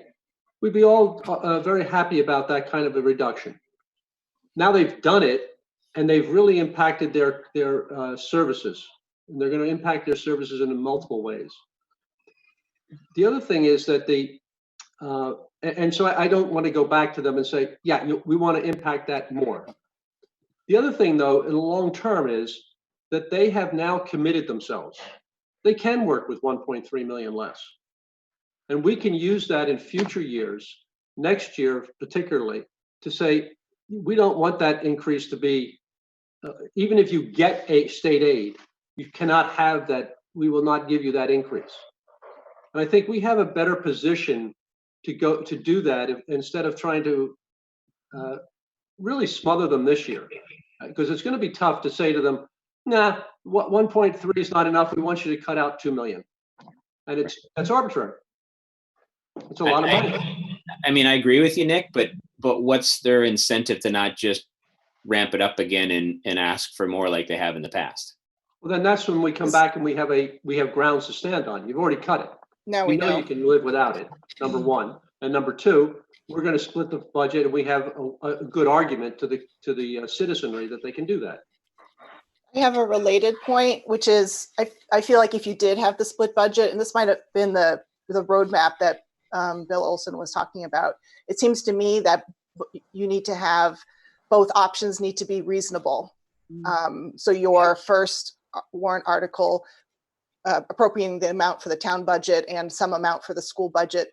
From my point of view, you need to propose something that you're going to support that you actually think is reasonable. And then the second part would be something additional that people also might consider, to be reasonable. And that's where it fell down for me. I didn't think that there was some smaller amount that we could ask for the school for people to vote for that would actually be a reasonable choice. David, you're on mute. Yep. Joe and Marissa, is there a way to calculate what the tax difference would be given their increase of 8%? It's about 30 some cents if I remember from the document. I could be wrong though. Will we be in override territory next year? Yes. So that's a given. We have to tell people that. Pretty sure. I think it's over 40 cents. Okay, may I get back to, if we can go back to the budget document prepared by Marissa today. So when you take into consideration the cuts for town side and what we assume are going to be our revenue, et cetera, it brings us forward to this point here where this is the line everybody loves to look at every year. The raise per the recap number would be a little bit less than last year. We're seeing, we're projecting holding property valuations where they were. So that'll have an impact on the tax rate as well. So as far as the tax rate goes right now, what we'd be projecting. Hello? Somebody talking? All right, we're projecting an estimated tax rate. If the school budget stays as a whole, just as it's been proposed, and our reductions, our revised budget is also passed, we'd be projecting an estimated tax rate of $17.82 per thousand. which would be an increase of quite a bit, 80 something cents over last year. And it's also an increase over what would have happened if we had passed this in April, by the way, just because the April calculation would have assumed an increase in property values that we no longer are assuming because of the economy. Okay. I wanted to make one point, if I may. I'm not seeking to demean the importance of education to the community. Back in March, I sought, along with Joe, alternatives to this kind of confrontation.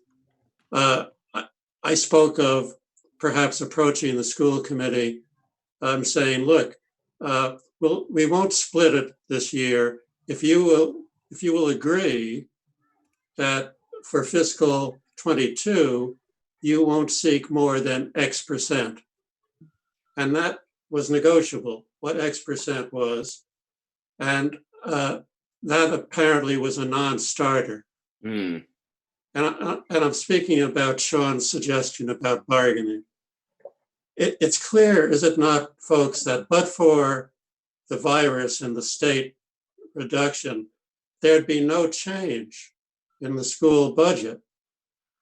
That's clear from the fact that even with the state potential reduction, the sought after assessment from the towns is exactly the same now as it was when we all voted to split the warrant.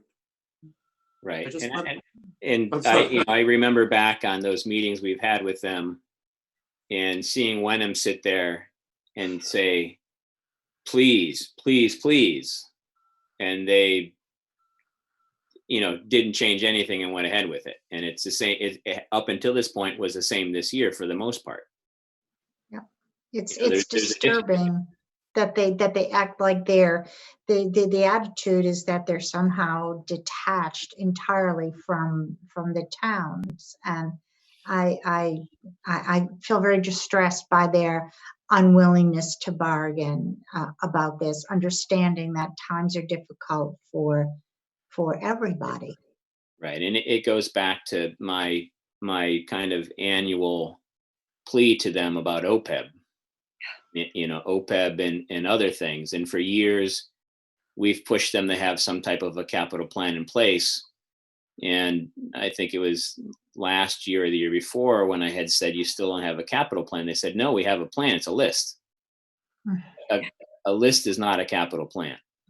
They've become better with it this year, but still it's a bit wishy-washy. And my worry is that it will be status quo from here on out unless we try to leverage them some more. We've been unsuccessful in the past, but it's the same thing. Are we just banging our head against the wall here and it's going to make no difference? That's my worry. Can I jump in here, Joe? If you can rename me, that would be good. And I appreciate you letting me jump in as sort of a concerned citizen, always on the planning side and looking for revenues. I think this would be, and by splitting it, I'm thinking a different thing, is this would be a wonderful education moment, even if the voters override the split and say, we want to fund the schools, we're really worried about the 1.2 million. This is an unsustainable budget. We're going to be back here next year and the following number of years dealing with the same issue again and again. So I think it would be very incumbent on the FinCom and the Board of Selectmen and even the school committee is to begin having this discussion, is that we're in this together and we're in it deep. We're in a transition moment and we have to figure out how to make that work. Well, this is going to be, it's baked in. We're going to be in override territory probably for the next 5 to 10 years. So we're going to have to talk about restructuring how we raise revenue and how we run the schools. So I just think previewing that discussion would at least give people a heads up rather than getting locked into that passion, which everybody will, or I want the best for my kids. I don't care what it costs. That's a short-sighted view, and I understand it, but we ought to be having that larger discussion. And I'll stop. I think to Rick's Rick's comments there, you know, the original intention, and David, you can back me up or disagree with me, that the original intention was to, when we did the original idea for split, was to kind of educate the population on what the school is asking for. And we thought it not prudent at the time, and that's why we had split it, to kind of help educate the citizens on what the school is asking and what we thought the school should ask for. And so it was originally kind of an educational piece to, you know, we felt that if they voted both of them through, that's fine. That's what the citizens want. But we wanted them to be able to see a capital campaign or capital ask and what the above and beyond was for the district. I agree, Sean, and we were ill prepared to respond to the motion to consolidate when it came up at town meeting 2 years ago. But I'd suggest that it's foreseeable there will be that motion, and that we get our act together to be responsive and to communicate to town meeting members exactly why we're pursuing the split, to give them that voice to determine their fiscal destiny, and also to communicate, as Rick suggests, to the school committee that this is the time to engage in a true communal approach, because, as Rick says, this is becoming unsustainable.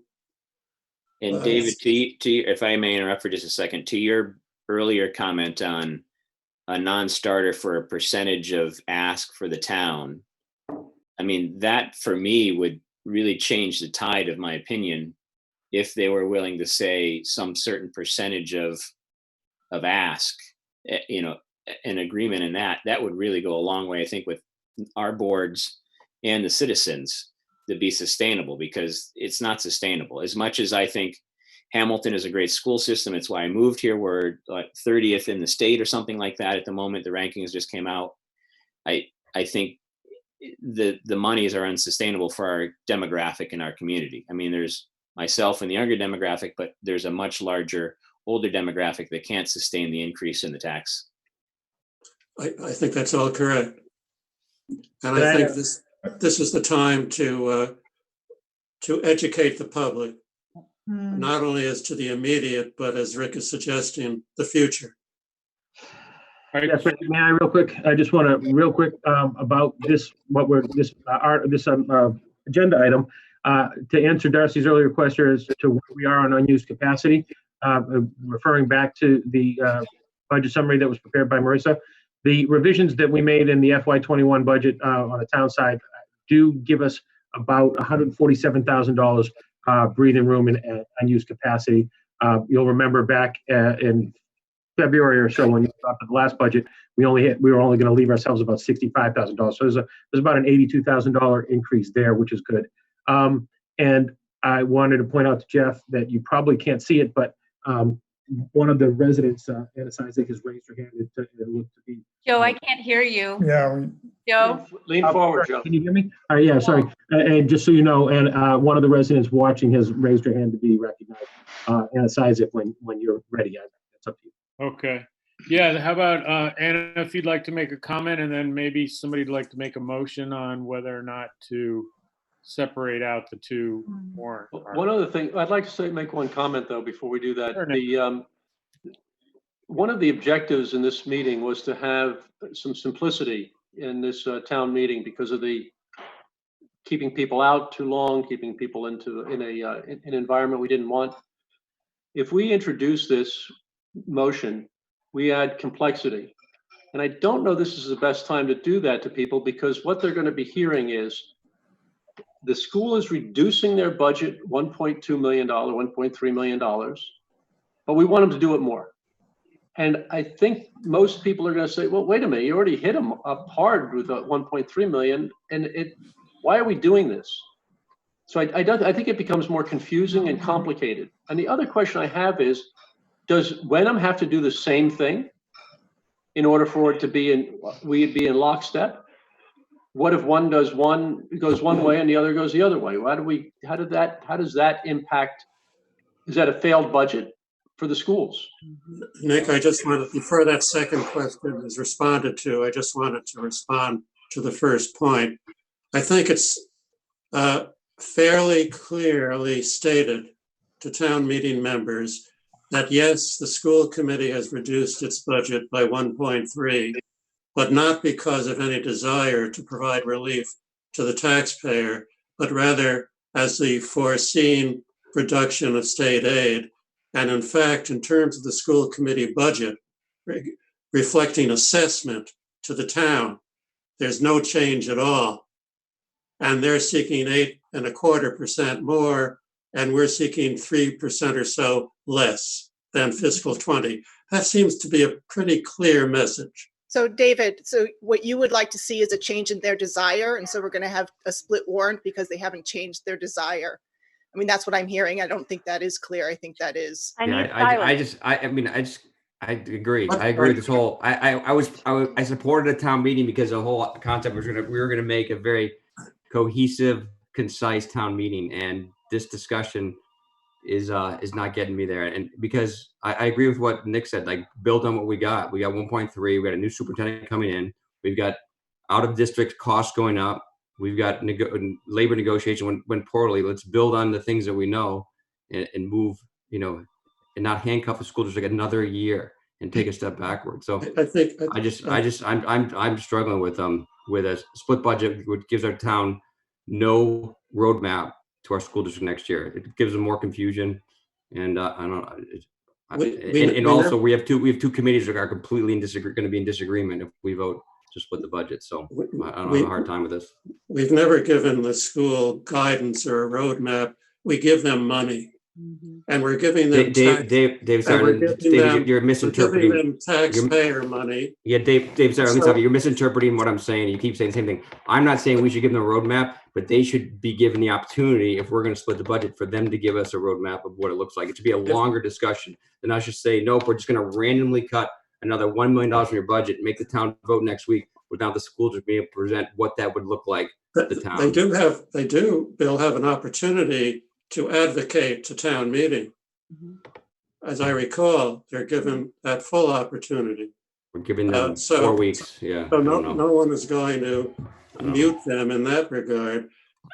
Look, I think we short cycle. That sounds great, but we short cycle the conversation. David has to say. All we're debating is whether taxpayers should be given the option of determining their own fiscal destiny. We haven't gotten to the question of whether we're going to recommend favorably 2.3. We haven't gotten to the question of whether we're going to recommend favorably 2.4. We're talking process. Yes. And we're talking what rights to give the town meeting members. Which seems backwards. Wait a second. I thought FinCom voted to not support the split. So you've already right. So favorably, you voted unfavorably to split the budget. They didn't vote. FinCom has not voted favorably or not on a consolidated budget. The sole vote was whether or not there should be a split warrant. In the school, I'm confused. I'm hearing two things here. It's either the FinCom is against. You're confused. How is the public going to fit? How is this going to work at town meeting? Right. I'm disappointed. I'm disappointed we're having this discussion right now. And Joe, I think we need to move on from this because this is going backwards in my mind, and I don't think we're getting anywhere. So Jeff, can I just add one thing? Jeff, let me clarify for you. The vote by FinCom was not to recommend any amount of money for any budgetary purpose. Those votes are still to be taken. The sole vote was whether or not the budgets are to be approached on a split basis or one budget that constitutes both town and school. That was the vote. I hope that clarifies it. It doesn't do it. That doesn't change my opinion, but thank you for clarifying. Can I interrupt? I'm sorry. First of all, what we're looking for on this article on the agenda, or this item on the agenda, is we're just looking for an approval from the board as to the total budget amount that we're proposing, the revised budget, which is inclusive of the entire school committee ask. You'll be talking about the warrant articles and the next item, and you can talk about whether to split it there or not. Joe, you were mumbled there. Could you get closer to the thing and say that again, please? I'm Yeah. sorry. Sorry, we're asking you right now to vote on whether or not to accept the proposed budget that Marissa and I have just presented, which is inclusive of the complete school department ask and the revised budget on the town side. And then you could determine in the next item on the agenda whether or not to have two budget articles or one.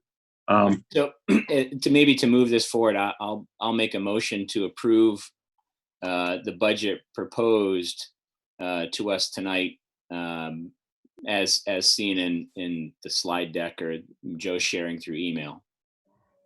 I want to make the comment that FinCom has yet to vote.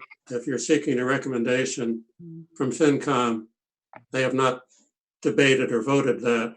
They solely debated whether or not there to be one or two articles regarding the annual budgets. Right. Unfortunately, between last week's meeting and tonight, we didn't have time to prepare the budget for FinCom's consideration on Thursday night.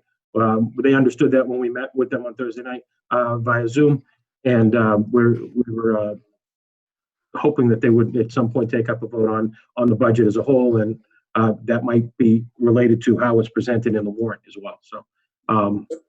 So Joe, the way you have postured the vote, you're asking whether the selectmen you were addressing would approve an 8.25% increase for schools. And so I think this is just the same way we did it in February, David, if you recollect, we presented a whole budget that included the school's ask, and then determined in the setting of the warrant language that the budget would be presented in two questions to kind of make up for the distance between the board and the FinCom's attitude towards the school request and the actual request.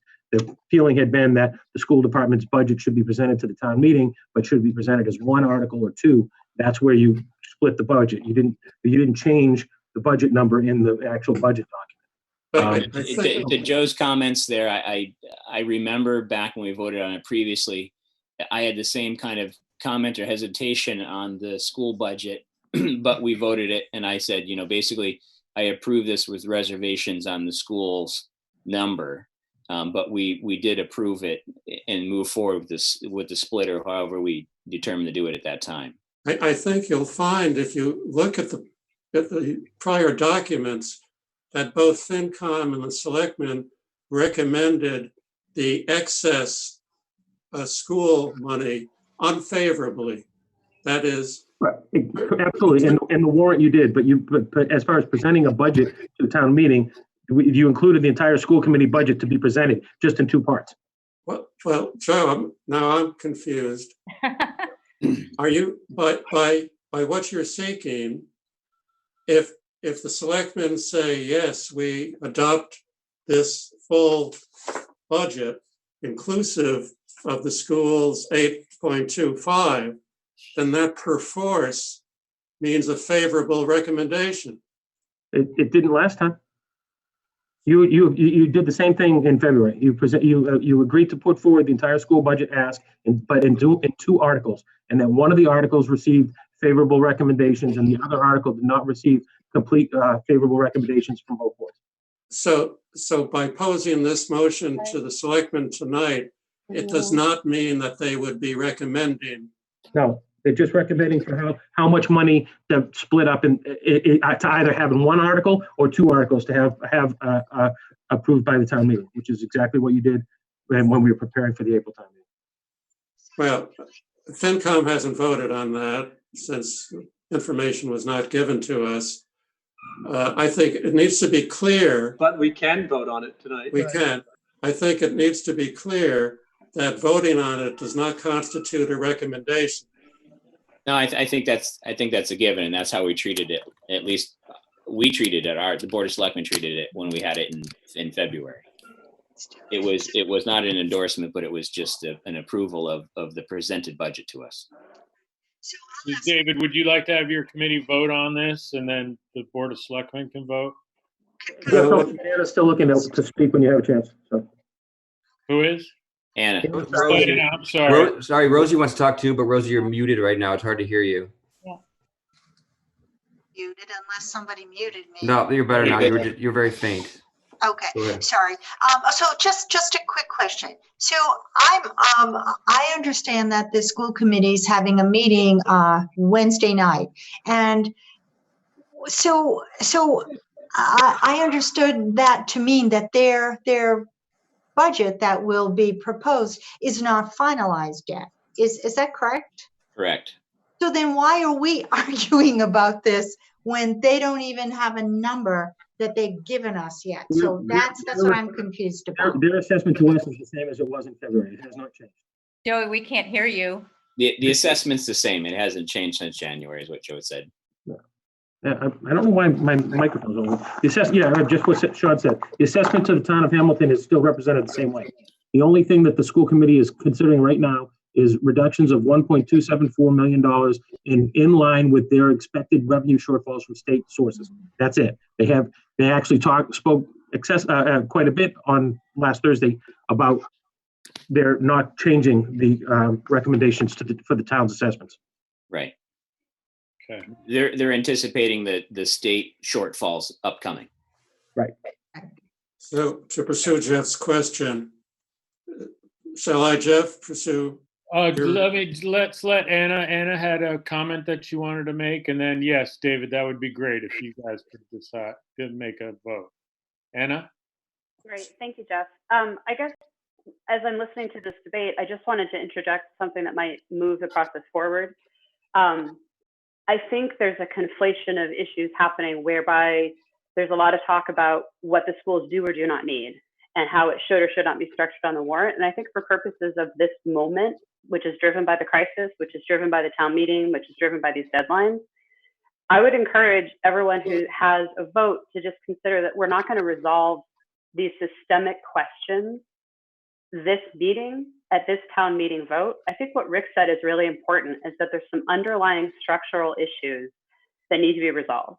I also think it's pretty clear there's some adversarial mistrust and feeling about what the school committee does or does not want. And I am in no way speaking for the school committee, but I definitely would position myself as an advocate for that committee and for the schools, but also for the town. I think what Sean said is important to consider is this should not be an us versus them. Like, this is a we. This is our community, everyone working together.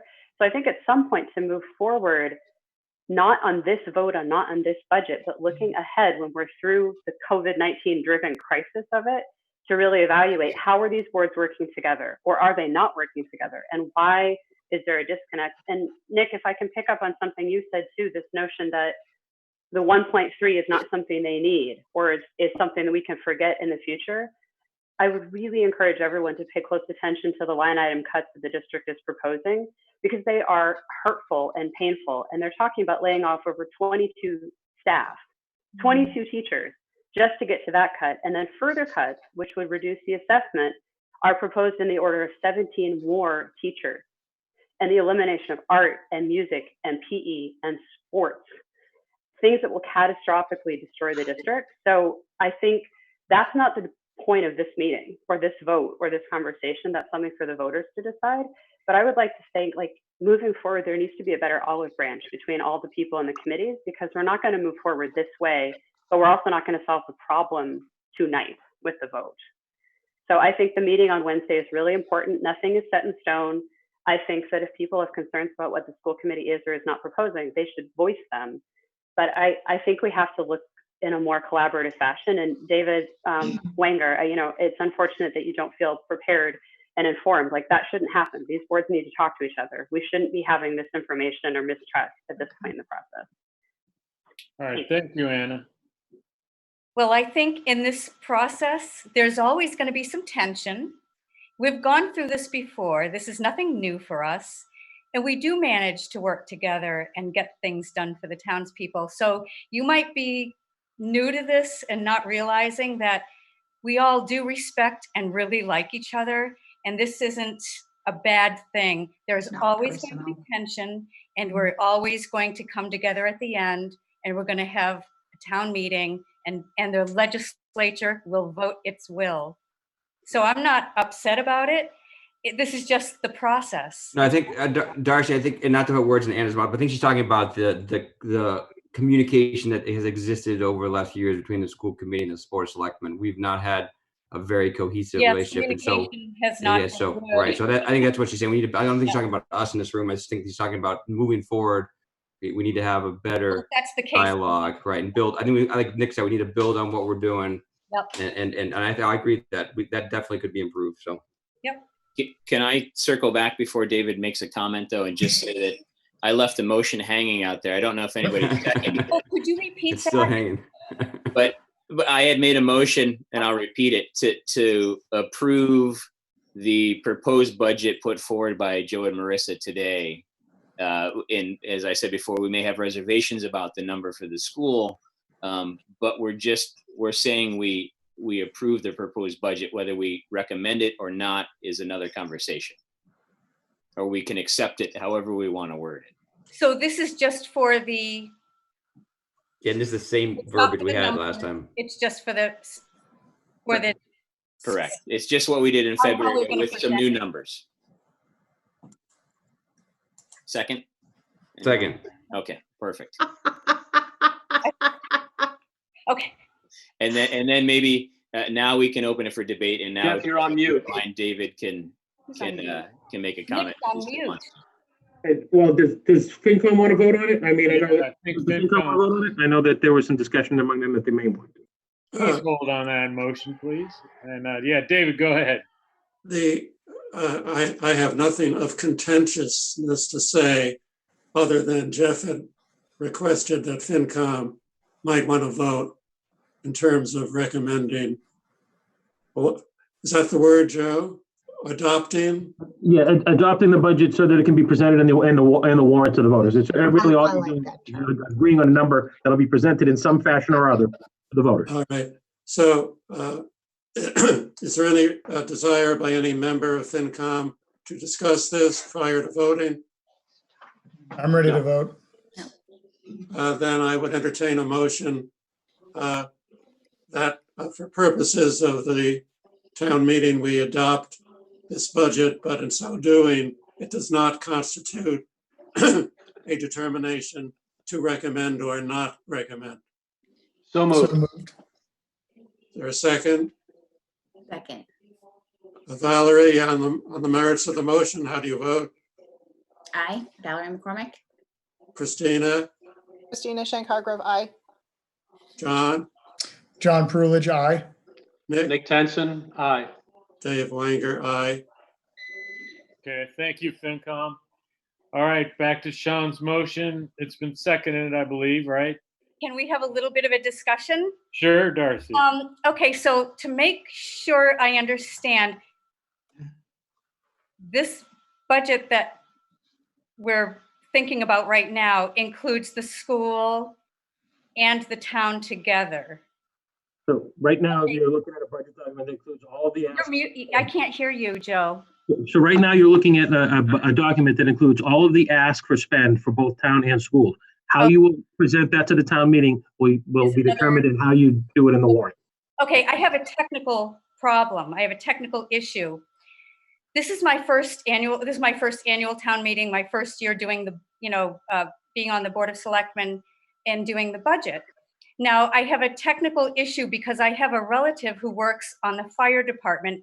And if the fire department budget, that includes the call firefighters line item, if that's included in this big giant proposal, I have to recuse myself unless there's a way to remove that line item from the whole. And that is because it's under the conflict of interest laws. I think it's 26B3.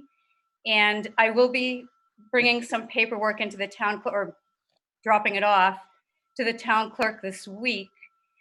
But I've also gotten some information or my reading. I've realized that there's some what's the word when you have two different ways you can take something. So I need to clarify before I can vote. So do you have a recommendation? Shall I just say You could just Um, abstain, Darcy. Abstain. Yeah. I would suggest you abstain for this evening and try to get your clarification before town meeting. Perfect. Then I abstain, Darcy Dale. Thank you, Darcy. Bill, William Olson, aye. Sean, John Farrell, aye. Rosie, Rosie Kennedy, aye. Jeff Hubbard, aye. All right. Thank And you we'll- all. Thank you. Darcy Dale said I abstained. I'm sorry, I didn't catch that. We will include in the record that Darcy Dale abstained. Thank you. Okay. All right. Now on to the finalize the ATM warrant. So I'd like to. May I clarify something before we move on? Yes. Is that okay? Yes. I just want to make sure that that everyone can listen to this. I just wanted to clarify that there was no information that was being withheld. The document that you see today was finalized today. It wasn't available prior to today. Actually, I finished it, to be honest with you, at 5 o'clock this afternoon. This budget, to be honest with you, I think it's the fastest I've been able to put a document together since the last time we actually had a meeting, which was a week ago. And I think the Thursday before that is when I got some final guidance on where to go with this budget. Right. So I think all of this was put together in about a week and a half. So it would have been impossible to have it any sooner than this. And I understand we are under time constraints, and that's why we wanted to have it presented in today's meeting, because we want to make sure that we're able to finalize, do the appendices and mailing it and printing. But I just wanted to clarify that point that I wasn't able to finish before 5 o'clock this afternoon. That's the reason why you didn't get this sooner, but it had to be a really, really quick turnaround. I think it was about a week and a half. Thank you, Marissa. Yeah, I know how I appreciate it. I just didn't want people thinking that this was a document that it wasn't shared with all the boards. It wasn't finalized. It wasn't done. I think we all understand and appreciate that. Yes. Thank you. I'd just like to also thank Marissa and her whole department for all the work that they put in turning this around in a short time. When we met, David, last week with you, Marissa and I were both on the Zoom, and part of that meeting was to clarify directions and ways we were going with things. So we could not have had the document for that meeting because we still had questions unanswered. We clarified that. We got through some things. We had some information from the school vote earlier that evening that allowed us to get to today, which I think we all owe Marissa and the finance department as a whole a huge thank you for this. So, well, we owe Marissa, and the finance department, and you. Thank you. All right, so on to the warrant. Okay, so if I could share more sharing, more putting us all off to the side here. We have a budget document or a version of the budget document that we can go through. And if you don't mind, I think that probably the best thing to do is go through the different articles, talk about what has or hasn't changed since February.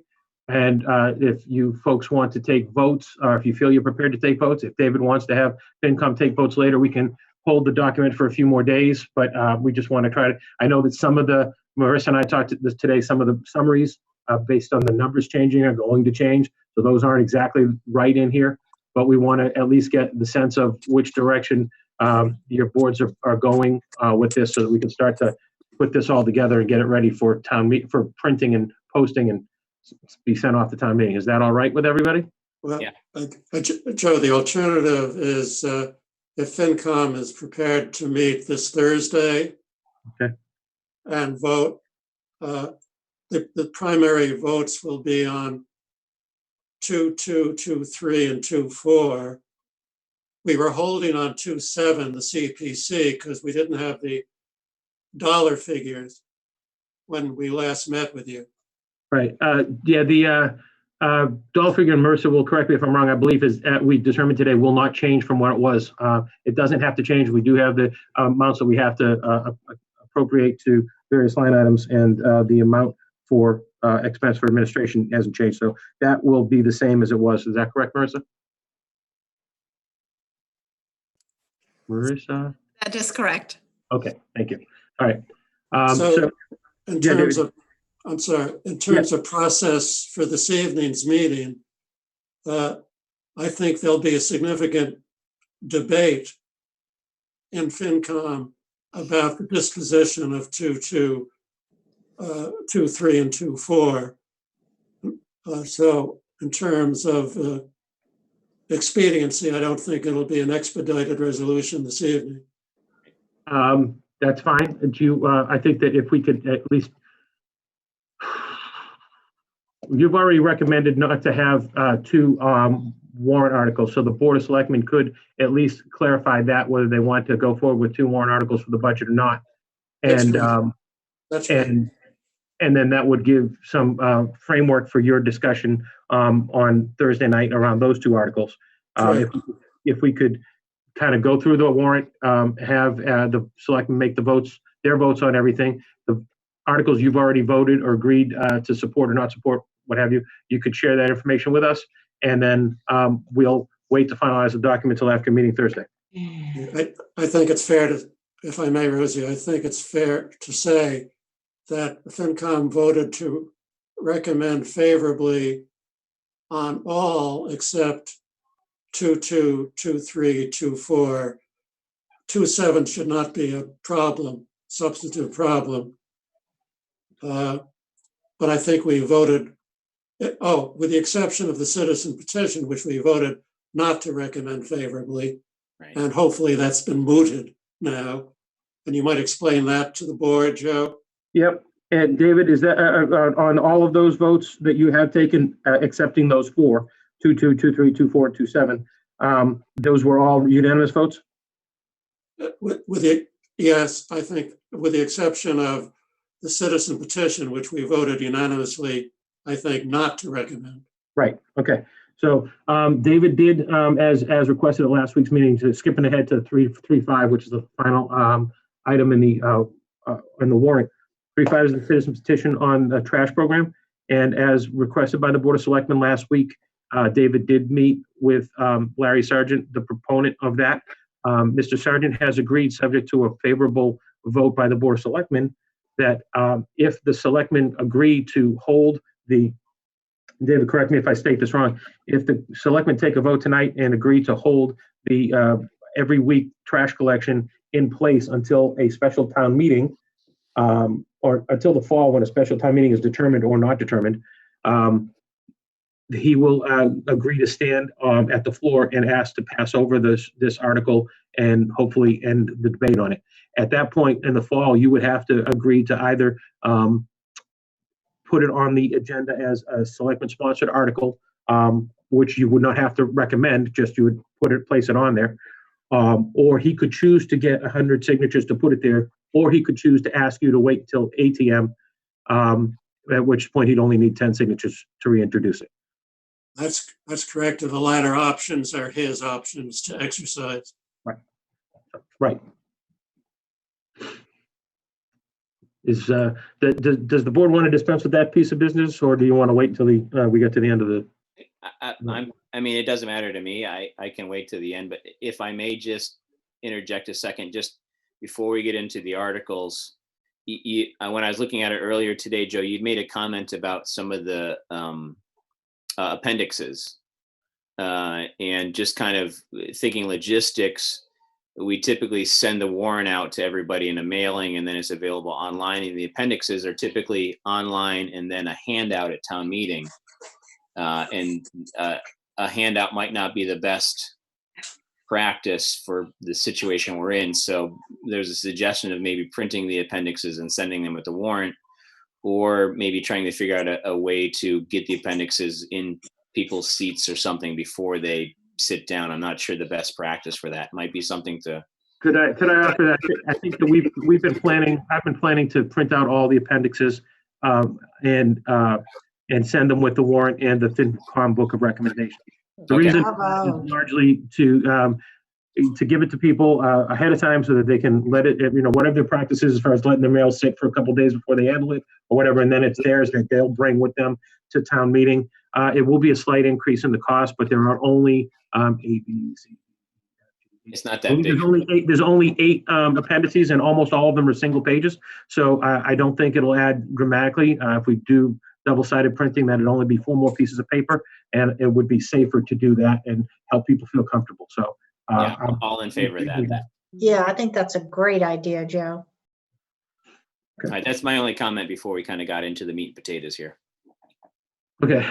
Do you want to start with article at the top of the warrant? So, so we had, Article 1-1 is just the election warrant, which you have to approve tonight as part of approving the warrant, so that that's official.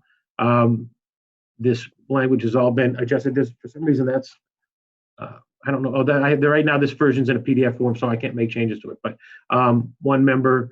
But this is the election warrant as presented. It's been checked and double checked by the moderator, by the town clerk rather, and the town council.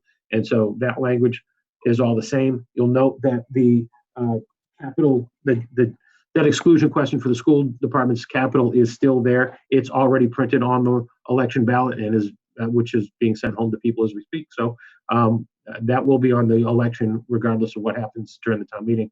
But if town meeting votes it down, it won't succeed. Then with reports here, we're making a recommendation that there be a motion to accept town reports, place them on file, and record them on the town website and then in the annual report, but to not have any presentations of town report items in this year's town meeting. Is that okay with everybody? Yeah. Yeah. We're going to have in Article 1-3, it's an article for consent motion. And to try to streamline this as much as possible, we're having town council draft language that would include in the consent motion Article 2-1, Article 2-5, Article 2-6, Article 2-7, 2-8, 2-9, 2-10, 2-14, 3-1, 3-2, 3-3, and 3-4. The version shown on your screen is erroneous. It should say 3-1 is there as well. Okay. Those items all require a simple majority and would not need to be included. It would not need a higher threshold. So that would be easy enough. At this point, it seems like all those items are supported. Joe, should we be voting on these as we go? That's a consent agenda. It's a consent agenda. So yeah, you can. Normally you'd work this out with the moderator about a week or two before town meeting. So that language wouldn't necessarily be in there. We'll just have in there that the consent agenda is to include, the outlined items, and then people will be able to hold. No, I think he means tonight. Should we be right? You mean tonight? As we go through each one, like we've gone through 3 so far, should we be voting on these? Yeah. Sure. Yeah, it's easy. Yep. All right, so let's start at the top. Okay. We're done. Article 1-1. By roll call vote. Roll call vote. All right. Bill. William Olson, aye. Sean. Sean Farrell, aye. Darcy. Darcy Dale, aye. Rosie. Rosie Kennedy, aye. Jeff Hubbard, aye. Okay. Thank you. Article 1-2, the reports. As I suggested, with a motion to place on file and not read reports. Yep. Bill Olson. William Olson, aye. Sean Farrell. Sean Farrell, aye. Darcy. Darcy Dale, aye. Rosie. Rosie Kennedy, aye. Jeff Hubbard, aye. Okay. 1-3, consent motion. I don't think there's anything controversial there, but. All right, Bill Olson. William Olson, aye. Sean Farrell. Sean Farrell, aye. Darcy. Darcy Dale, aye. Rosie. Rosie Kennedy, aye. Jeff Hubbard, aye. All Okay. right. 2-1, we don't have the final compensation classification table for you. This is kind of a standard document. It informs the budget that you just approved tonight. Part of the reason that this wasn't finalized was because we've been making changes back and forth, as you recall. We had a warrant article, and the warrant articles included, having a line item for negotiated raises. Now we settled one-year contracts with the two unions that were outstanding, so we're going to be putting those back into the into the compensation classification table. We will have this ready for you to review next week, but it'll be strictly supporting what the budget document, the budget ask you supported earlier this evening. All right, so should we wait to vote on this when we see it? I don't think you need to, because it doesn't really provide any. The tax rate impact is in the is in the budget appropriation, not in the tax rate. This is just informs how that calculation is made. Okay. All right, Bill. Wim Olson, aye. Sean. Sean Farrell, aye. Darcy. Darcy Dale, I. Rosie. Rosie Kennedy, aye. Jeff Hubbard, aye. And Joe, for our last kind of conversation on the compensation table, did we fix the discrepancies in it? Yeah, well, yes, but now we have to go back and make some adjustments based on the 1 year carryover contracts for the W and for the two contracts we just settled. So. Okay. Right. Yeah, the earlier mistakes were corrected, but now we just have to correct what we just did. Other things, right? But we'll work on that and get that to you in the next couple days. Okay. Just so you can have it. All right. So here's the big item for discussion tonight. General town departmental appropriations to see if the town will raise appropriate transfer available funds of some money to defray the expense of schools and all the town expenses for the fiscal year beginning on July 1st, 2020, or taking action thereon relative thereto. So we'll be changing these items here. Expected request of the town school district, and this says school district up to 5%, which was $20,138,176. I would expect that number would stay the same. Right. And if you choose to split it, that number would stay the same. If you choose to keep one question, then it will reflect the entire school department ask. Unless you want to change the percent. If I may, Joe, that number will change because as part of that number is also the Essex Aggie. Aggie, yeah, and the assessment has actually been is different than what the original amount that we. Okay. I stand corrected. The Essex Aggie has adjusted their budget, so I apologize. Did it go up or down? I thought it had stayed the same. Up. Of course it did. So that number would be 20,142,186. Okay, so not much, but a bit. Yeah, not much, but just a little bit. Yeah. And the town's request would be 12,015,708.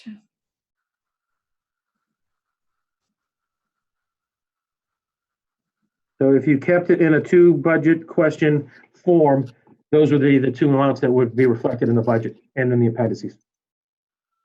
The summaries would have to change because the town budget request is no longer a 3.4% increase, but it's actually a decrease of a little over 2.5%. And the school department budget would largely stay the same. We'd be making adjustments to the Essex Aggie budget as well. This is kind of a side, I don't mean to sidetrack us, but I'm looking at this warrant article and others when we're talking about increases and decreases. Is it worth somewhere in some supplement to discuss or inform of what the original ask was compared to the current ask? Like here we're saying we're a 3.4% increase, but now we're talking a 2 point something percent decrease per our situation. Is it worth mentioning or just not? Yeah, I think so, because this is included here, right? The brief summary, right, Joe? We'll keep that there, but we'll just write the negative 2.5 or yeah, so I think the summary here could read, Sean, to your point, the article is to approve the general operating budget for the town and schools. The town budget request based on a level services with it had been for 3.4%, but has been changed to reflect a 2 point whatever the percent decrease is. Yeah, I think that's relevant. That risks confusing people. So. Yeah. I can add that the FinCom had planned to provide sort of a 1 or 2 page explanation of to the voters, and I think that if you decide to have the split warrant, that we would still do that. So there'd be more explanation about sort of the history and the context and what the numbers mean. Good. I just don't want people to think that we're not making accommodations for the current climate. Right, I agree with you, Sean. So maybe at the end of this, the increase of 3.4%, but given the current pandemic, the town has decreased its budget by 2.5%. So just add that little addendum onto it, then I think it's pretty clear. We had originally asked for an increase of this, but now, given the times, we're going to be decreasing our budget. And I don't think we need to say any more than that, because that expresses exactly what we're doing without being really verbose about it. Right. How does FinCom feel about that on the warrant? To me, it makes sense, Sean. And as Christina said, in our distribution to the public, we'll try to be comprehensive in terms of the evolution of the current positions. Right. I think it would be good in kind of both spots. You know, Yes. I think more Right. information is always good, and not saying that everybody doesn't read the FinCom recommendation booklet, but you know, on the warrant, it's kind of right there and it's simple right in front of you. So I think it'd be good in both places. Yeah. Agree. Good. Got that, Joe? Yep, I've got it. I've written it down. Do Okay. you want to vote? Do we ready to vote on this? Yep. All right, Bill? So, Come on, Bill. I mean, so Joe, I think If you vote on this, you could basically voting to still have two questions. this is the only place in the warrant where we're splitting up into two questions. This and then 2.3 would have the rest of the school department budget request. So say that again, Joe. I'm sorry. So everyone's. So essentially, if you voted right now on this as it is, you would be voting to keep two questions, because the next article, 2-3, would stay, and you would include the remainder of the school department, the regional school district request in that item, and have a vote there as well. Right. It's for the difference. Right. Gotcha. Yeah, but we're not deciding as a group whether we're just going to go with the two questions. We're not deciding as a group whether we should stay with two questions, because if not voting for this doesn't get rid of two questions. So can I just make a motion that, I mean, I think we first have to vote on back to the two questions versus one question before we can vote on the 2-2-2-3. Because I'm not against 2-2, so I'm not going to vote no to it. You're certainly well within your rights to make a motion if you want to combine the questions. I'd like to make a motion to combine Articles 2-2 and 2-3 on the warrant for the reasons I said, to be consistent, to be concise, and to not just pick a random, arbitrary deduction from the school without further discussion. So that's my motion to combine 2-2 and 2-3 and go with FinCom's recommendation. I'll second that. Okay. Any further discussion? I mean, I've been, as you know, I've been back and forth on it, and I really want to stick to my guns and have two articles, but I'm swayed to go with one article with the current climate. And I think that the school committee and administration and the incoming superintendent are going to have some really harsh realities fiscally to deal with in the upcoming years, with the financial crisis at the state level and the town level, and also just up against our levies for both towns with overrides, and citizens in the past have gotten together with enough is enough.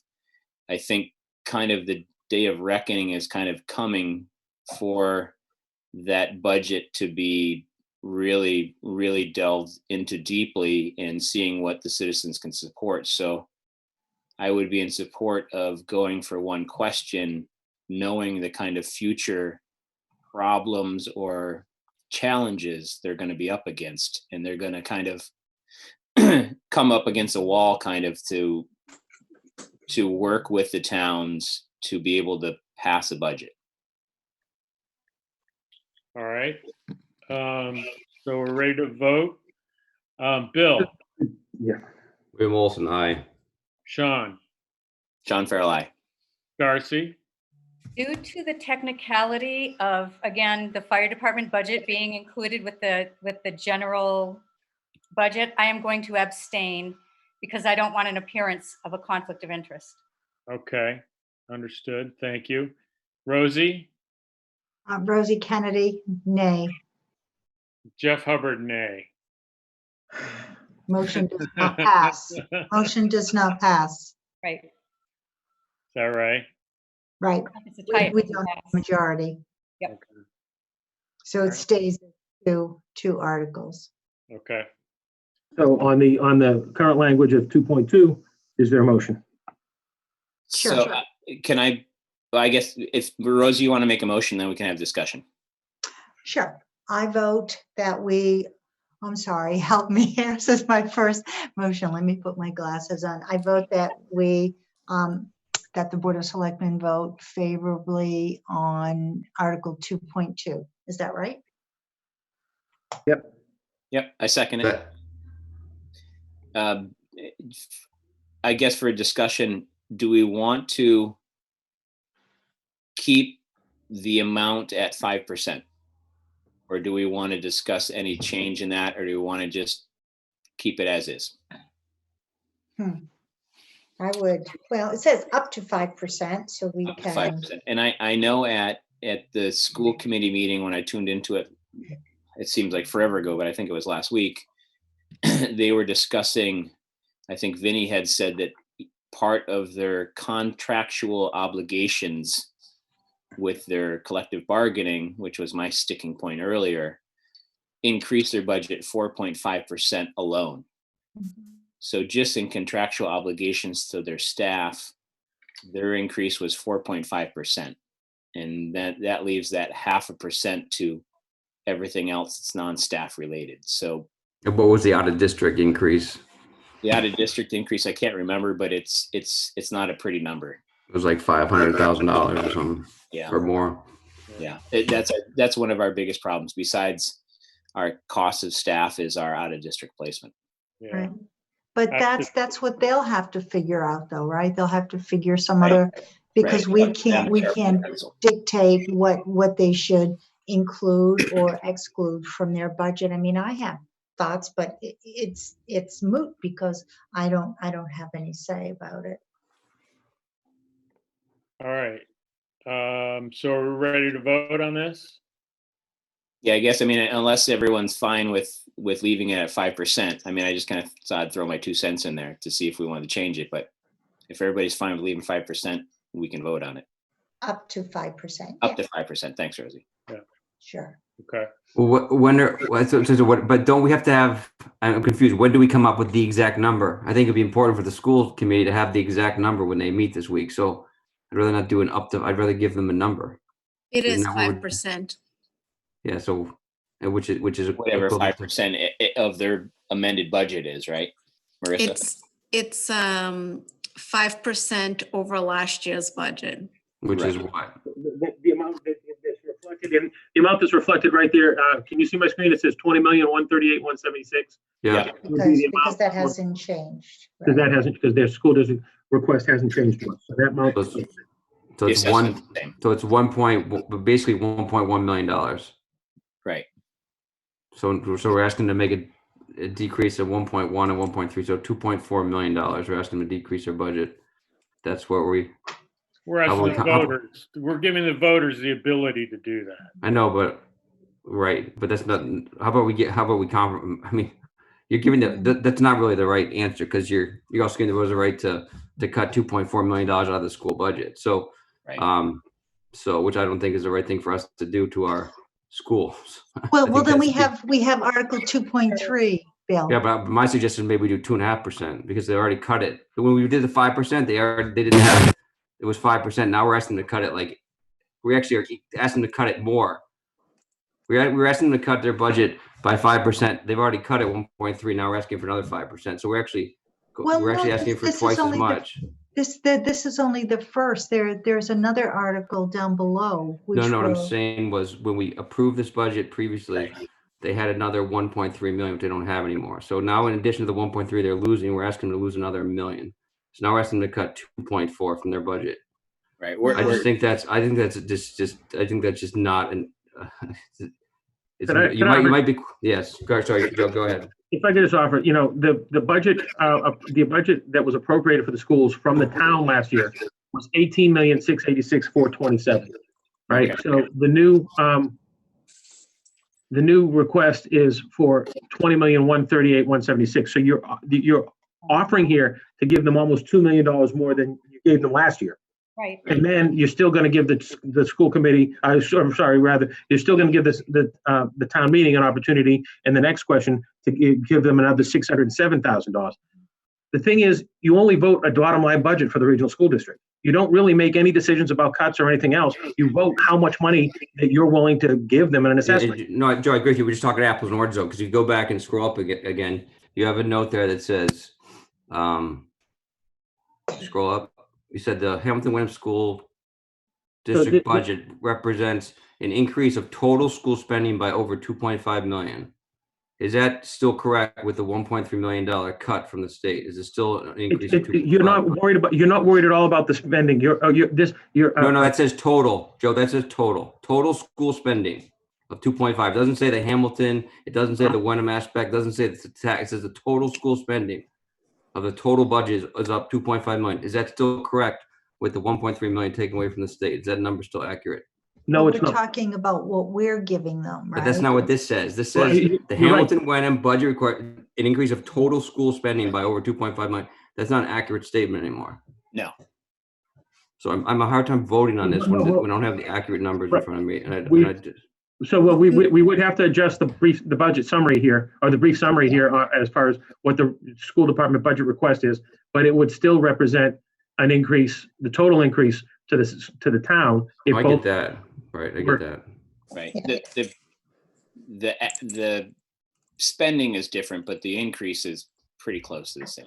Right, it is the same, right? We're a town here to look at the overall, not just what we're our little picture we're looking at today. So we're asking the school, if we vote for 2.2 and not 2.3, the school budget will be reduced by over $2.4 million from what they were asking. So basically it'll be exactly what it was last year.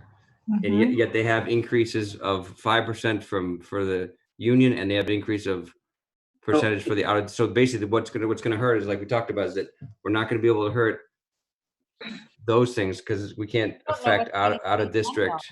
No, but Bill, I'm sorry, but I think you're looking at it a little bit wrong, because the school department's budget request, the HW, that line with the budget request represents an increase of total school spending, probably should not have been included in the initial budget summary. What we're asking, they're going to decrease or not decrease their 1.274 as they see. So that'll change that percentage there. Right. But the amount of money is still. No, I get that, but just the way it's presented is a little. But if you approve both these, but if this goes onto the warrant as two articles and both get approved, they're still only going to see a decrease of 1.3. Right. And so if you have this here, and then the next one, second one fails. I think Bill's point is if the second one fails. It's the second one that fails, you'll lose 607,000 in addition to the 1.27. So the total reduction would be 2 million, not 2.4. Right. That's why I'm confused. 5% of 20 million is 1 million. So that's why I'm confused with that 5%. So that, and again, that's probably why these things are misleading. The school district is an increase of up to 5% over last year. Right. So that 20,138. So Article 2, whether we're only asking for 613,000. The 20 million also includes the Essex. It's not just Hamilton Regional School District. Right, other obligations. So the numbers are not adding up. You are correct. Because it's the schools, not just Hamilton Wyndham Regional School District. It's the two districts. The way the calculation was prepared was last year's FY20 budget for Hamilton Wyndham Regional School District was a total of 18,941,583. 5% of that is 947,079. That got added to the to FY20 to a total of 19,888,662. So the number that it's part of that article. The remaining balance is actually the Essex district. So if the second article doesn't pass, the school would, it's $600,000. So technically you would be asking them to reduce their budget by about $1.8 million. Sorry, that's what I was confused by. We didn't scroll Yes. down to that, but the 2.2-3, I was assuming it was 1.2 million, but you're saying it's only 600,000. So I'm Expected okay, request so, of Yeah. okay. Yeah, the second article is $600,000. So if the second article did not pass, then you would be asking them to reduce it, not by just the 1.2, but an additional 600,000, which would be a total of 1.8 in their total budget. Okay. What about All right. Wenham's part of that?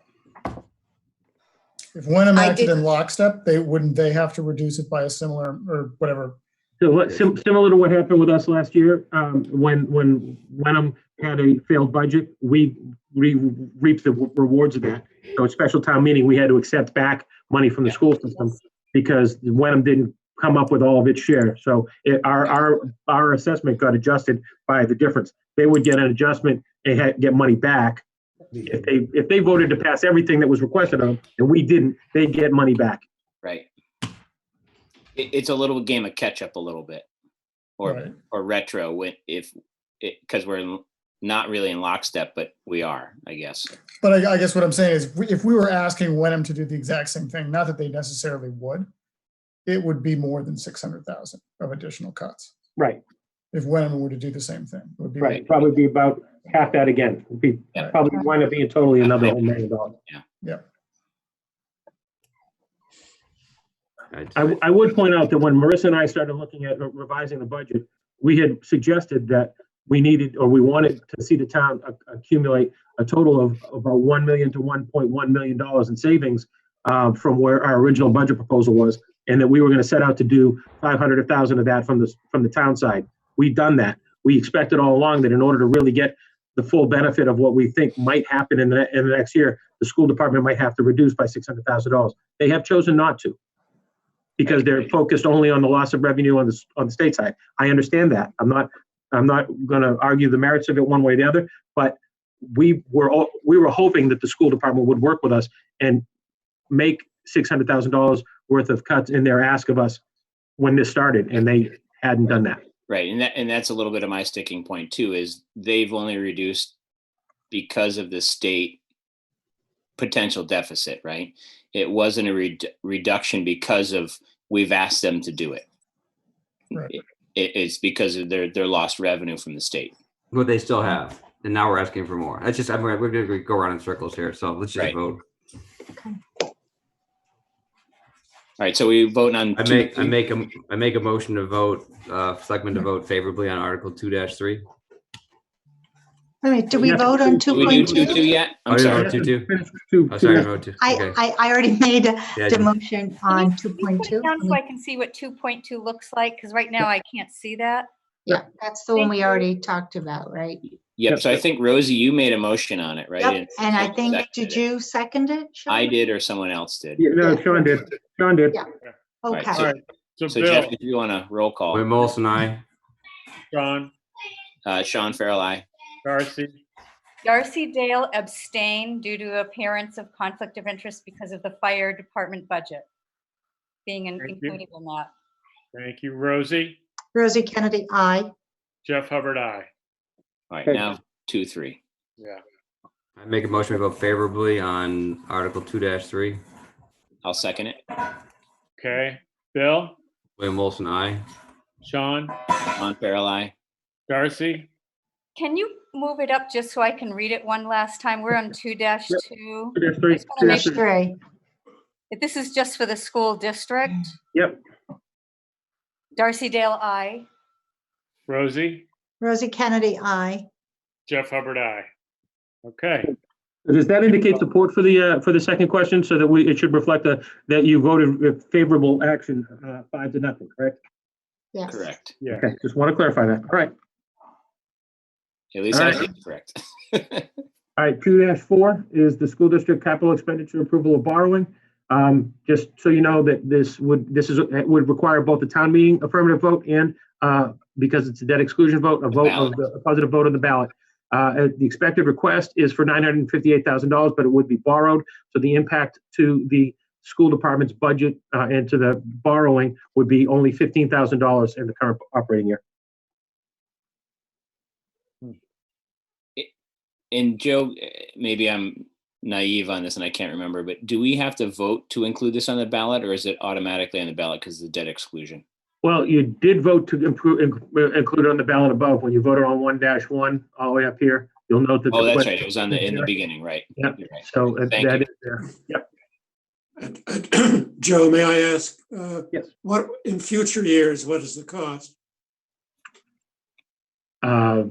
Good question. Marissa, have we had a determination of that? We don't know because it hasn't been borrowed. We don't know what the debt service will be on it yet. Marissa, is that right? Those calculations we usually get from the school. I mean, I can try to put something together based on estimate, but I don't know when they're going to borrow. I don't know how long they're going to borrow for. I don't know what the interest rate is going to be. I mean, I can only assume and maybe do a quick estimate and say like they would borrow for 10 years or 15 years, because these are multiple projects and there's certain projects that can only be borrowed for a certain number of years. So I would never be able to give you an exact dollar figure, but I could probably make some assumptions and try to calculate something, or I could reach out to Vincent Leone and ask him if he has an estimate. And just so you know, in future years, this will appear in the school's operating budget as debt service.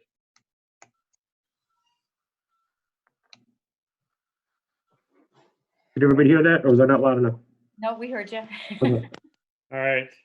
And the school is planning on putting this forward. They're not. It's already on the ballots too. Yes, I think that one of the points that they did make in their meeting last week in discussing whether or not to move forward with this, some of these items, for instance, classroom furniture and equipment, may be things that they can. They might be able to use that borrowing to make adjustments for whatever the new post-COVID-19 world looks like.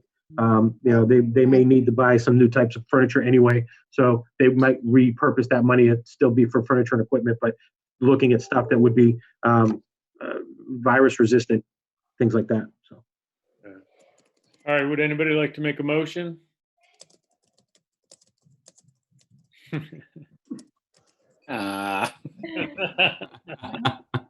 You got to make a motion so you can vote. Even if you want to vote it down, you got to make a motion. I'll make a motion to approve Article, what is it, 2-4? Are we on? Yes. 2-4 school district capital expenditures and approval of borrowing. Thanks, Sean. Second? Second. All We'll right. give that to Darcy. She was faster. Okay. Bill, William Olson, aye. Sean, Aye. John Farrell, aye. Darcy, Darcy Dale, aye. Rosie, Rosie Kennedy, aye. Jeff Hubbard, aye. Okay, next. Okay. So, next article is 2-5. This is water enterprise budget. So we don't have this budget updated yet, correct? But this is going to be pretty close to what we were looking for. It's all set by the water rate. So. No, I do have it updated. Okay. So the number is, it changed it by a little bit. It's $1,976,780.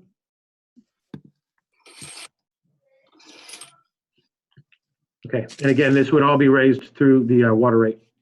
I make a motion to vote favorably for. Oh, sorry. Go ahead.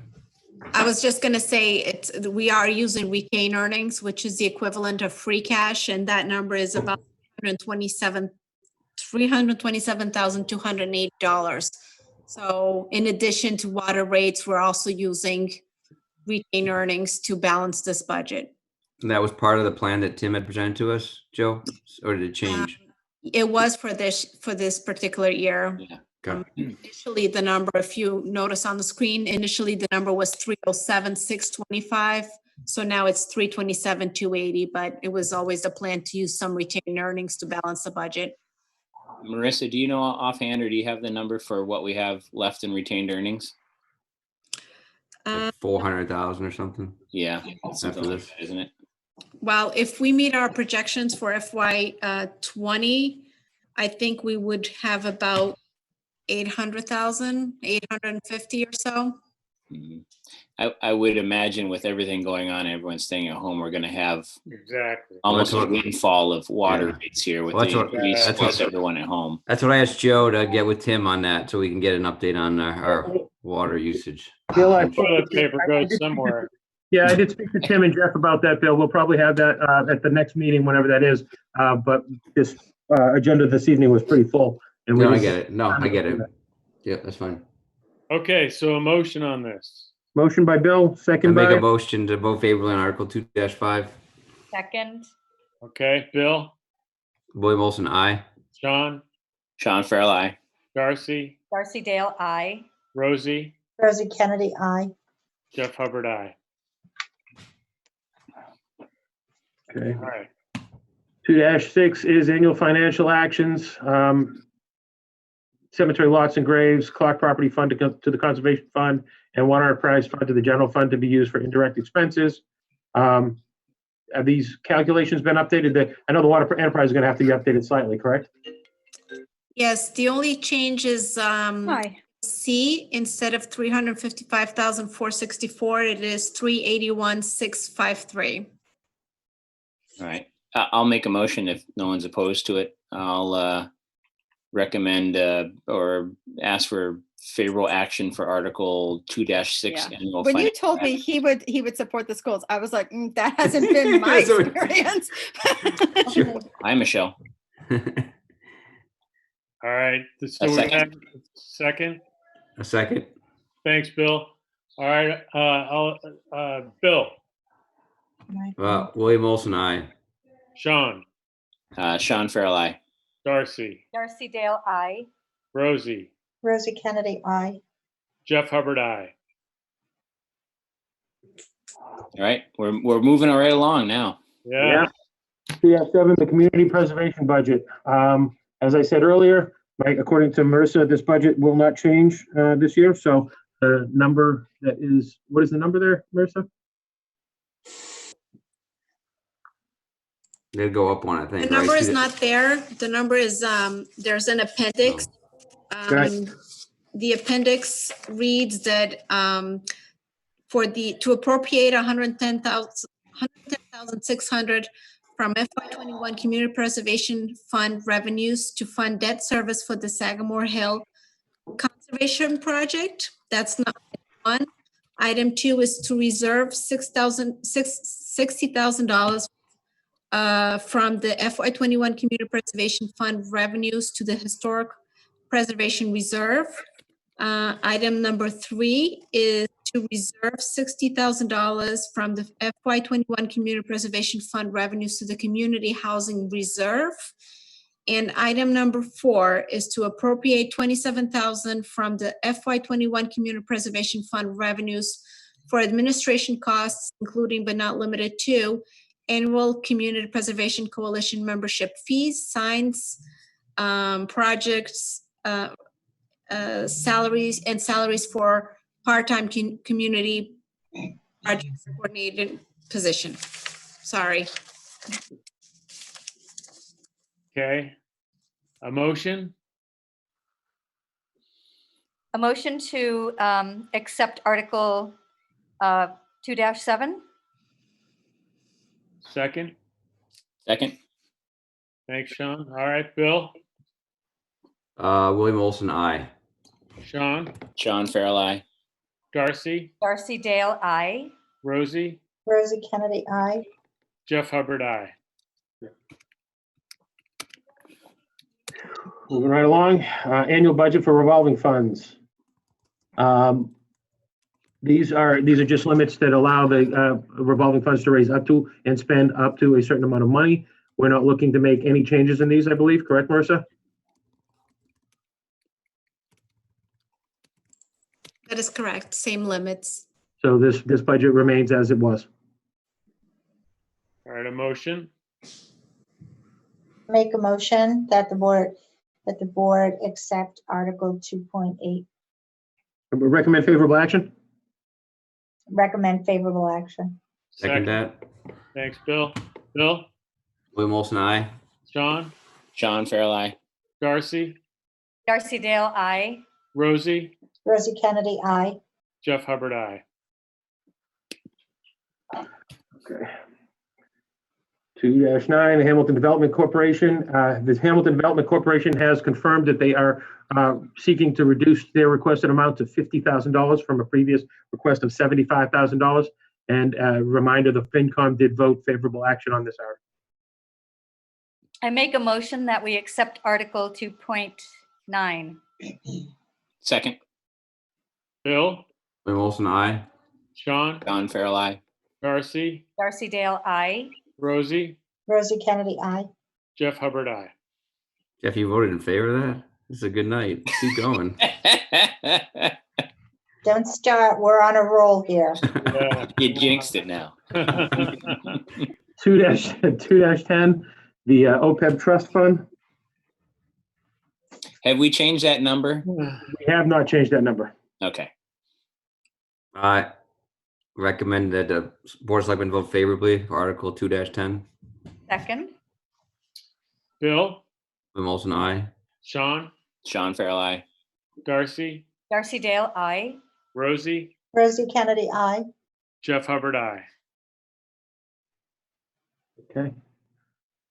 2-11, let's see if we can get Jeff on board of this one tonight. 2-11, the Pat Homestead Fund. There has been a large decrease to this. It's not reflected in the number there. Marissa, would you please read to me the new number again? I know it's less than 180. The new request is? The new request is $90,571. And what was the nature of the decrease, Marissa? So Kaylee did do a revised budget for all of the, she did do some cuts. And in addition to that, her hours are also being reduced from 37.5 hours a week to 25 hours a week. Okay. But I would like to say that although the request is $90,571,000, about $44,500 is actually money that will be potentially coming back to the general fund. Right. Because these are the $4,400, they're indirect costs. So it's usually the property and casualty insurance. It's the health insurance for the director. Is also hours that are spent by Mark Shaw at the patent to take care of the property. It's a share of the workers' comp premium that the town pays. So all of those expenditures are paid in the general fund. So it's like an allocation that it's done. So although the number is $90,000, when you think of it, out of that $90,000, $44,500 is probably going to be coming back to the general fund. Right. And that's the way it's been for a couple of years now since we've had the accounting stuff, right? So, absolutely. And I'd like to add, if I could, just real quick, that I was very happy and proud of Kaylee. You never like to go to somebody and talk to them about their budget and reducing hours. Kaylee virtually offered to do so. And the reason I think this is important is that we had talked about going into this year prior to the pandemic and the financial crisis we're in now. We had talked about wanting to use this year as a kind of a get even year. We're either going to figure out if we can make it go with Pat and Homestead, or we're going to figure out what the plan B was. Kaylee's sticking around, or wants to stick around, to help us still do that this year. And the alternative would be to vote this budget down, and then we'd be forced to lay Kaylee off. We would still have a lot of the other costs that Marissa just spoke about. We would then also have to pay unemployment for the cost of Kaylee being not employed.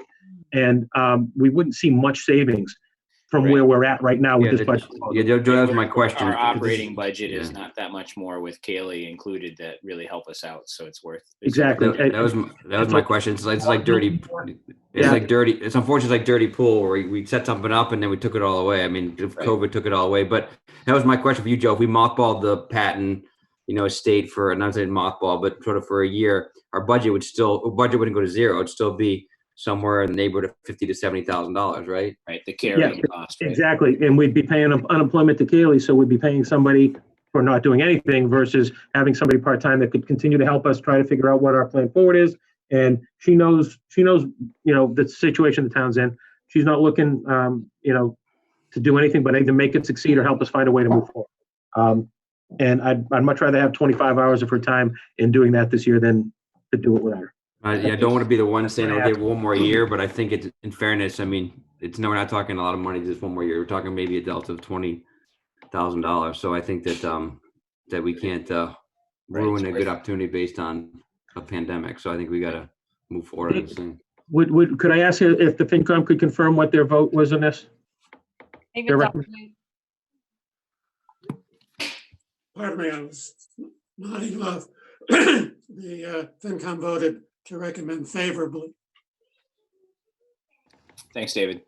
All right, thanks. So I'll make, yeah. can I make a comment here? We have been talking about this for 8 years now, and we keep talking about what the eventual outcome will be with this. And, as a totally objective comment without any disrespect to anybody, but just looking at the financial realities of this, I believe strongly that this money should be allocated not as an operating expense, but as a winding down expense.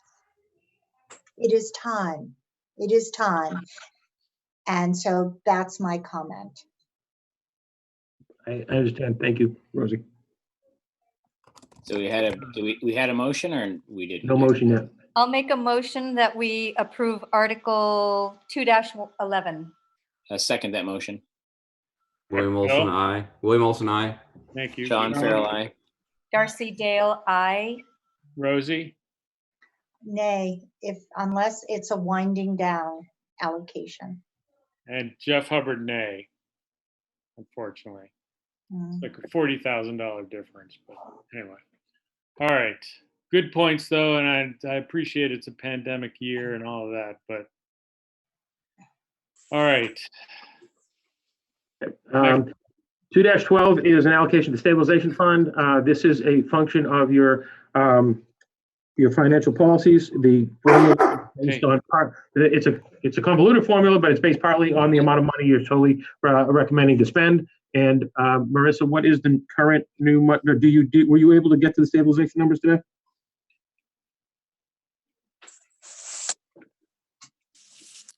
Yeah, so the new number for the stabilization fund is $247,757. Okay, so it's a slight reduction from what we've been projecting. Again, that's partly a function of changing the other spending that we were recommending for the year. So. This one is actually based on revenues. So it's annually, so the policy is that to annually appropriate a minimum of 0.5% of the general fund operating revenues, the general stabilization fund, until the target of a minimum of 5% is met. So we actually used a 0.75%, and it equals 247,757. The current amount in the stabilization fund is about $1.1 million. With this transfer, we would go up to about $1.4 million, which would equal about 4.3%. So we are not at our target yet of 5%, but we're getting close. That's really good news, and especially in a tough budget year like this. It's very relevant, right? So what's our projected to get to our percentage? Will it be 2 years out, 3 years out, or is it tough to say with the current situation? Probably a couple of years or so if we continue to fund it. Yeah. And it's a 2/3 vote, is that correct? 2/3 vote is needed, yes. Legislature. I'll make a motion to approve Article 2-12, the Stabilization Fund. Second. Okay, Bill? William Olson, aye. Sean? Sean Farrell, aye. Darcy? Darcy Dale, aye. Rosie? Rosie Kennedy, aye. Jeff Hubbard, aye. 2-13 is it's similar slightly different. 2-3 is the 2-13 is the capital stabilization fund.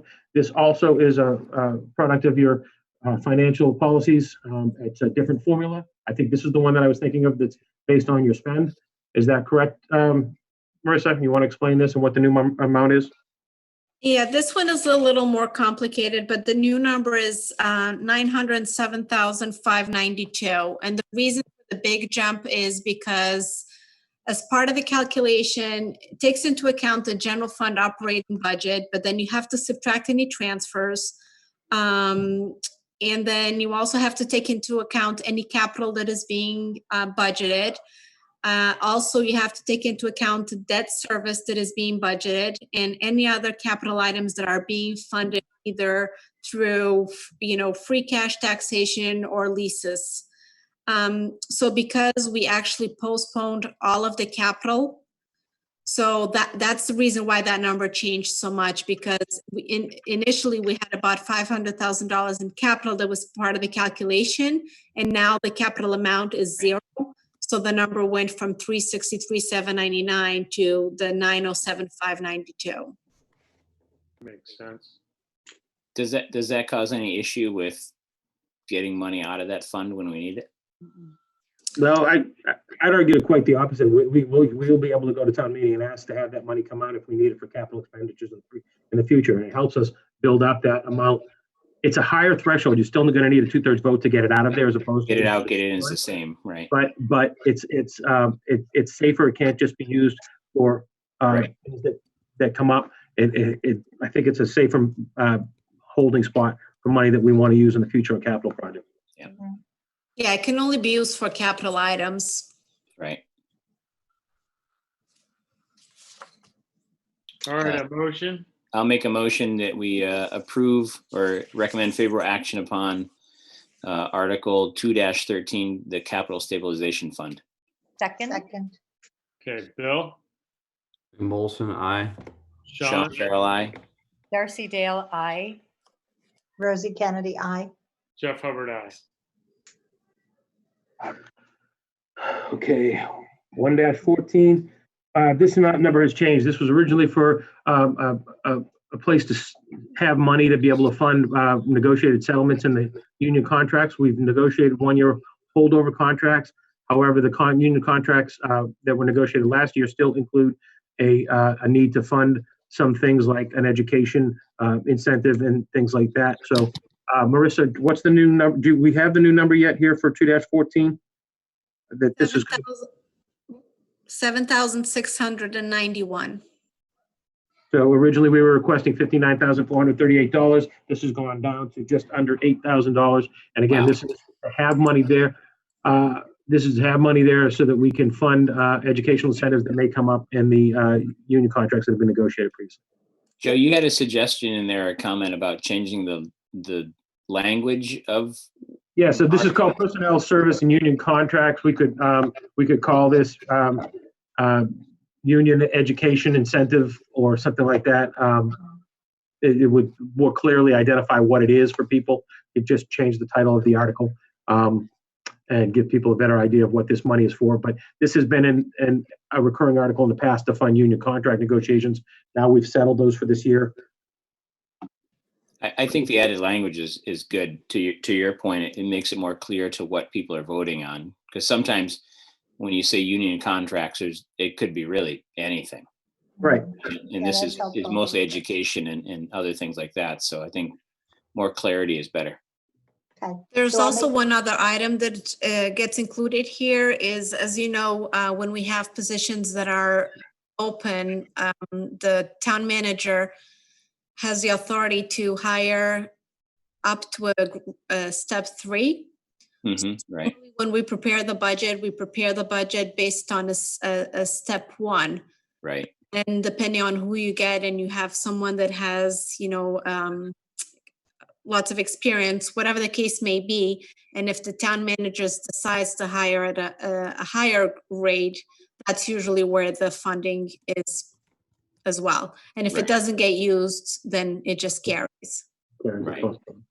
So I'll make a motion that the Board of Selectmen vote favorably on Article 214. I'll second that with just kind of a comment. Do we want to have a motion to change the language of the article, not in the article, but the title of the article? Yes, so I'll amend my motion to say that Joe's language, that it will be for personnel, service, education, or Educational incentives and personnel expenses. okay, sure, that sounds fine. Thank you. I second Rosie's motion. Thank you. Can I have a little bit of a discussion? Is this strictly for union personnel? I just want to make sure. We don't currently have a policy that allows us to offer an educational incentive for non-union personnel. Okay. Lacking a policy, this is negotiated into the union contracts. Perfect. That makes sense. But it doesn't necessarily mean that it's all union. You could, that is in a non-union positions that you hire at a step 3 versus a step 1. So that difference could be part of the article. Right. Would this affect the call volunteer force? No. Okay. Not this particular one, no. Okay. Thank you. Welcome. So it's been seconded. Yep. It's up to you, Jeff. Yeah. Well, he's got to call the vote. Bill. William Olson, aye. Sean Farrell, aye. Darcy Dale, aye. Rosie Kennedy, aye. Jeff Hubbard, aye. Okay. All right. Moving into the last portion of the warrant. Section 3, other appropriations and actions. Article 3-1 is a lease of town land at Tobacco Road.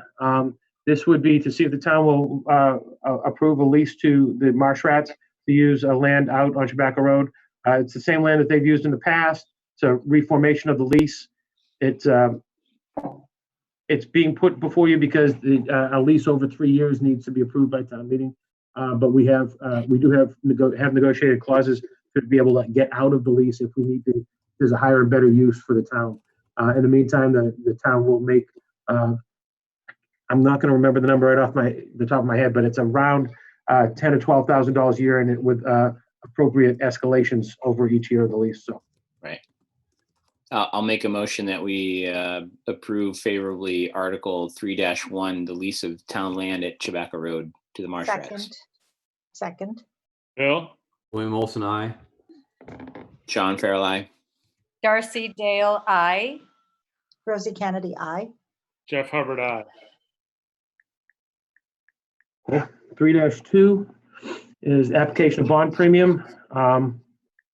And this does not, I confirm, does not require a 2/3 vote. So it is also being recommended to be put into the consent motion. To see if the town will vote to supplement each prior vote of the town that authorizes borrowing money to pay the cost of capital projects to provide that. You can read it all there, but it's just basically just to apply premiums from bonds that have previously been put out to pay the cost of those bonds. I'll make a motion that we approve favorably Article 3-2, application of bond premium. Second. Bill. William Olson, aye. Sean Farrell, aye. Darcy Dale, aye. Rosie Kennedy, aye. Jeff Hubbard, aye.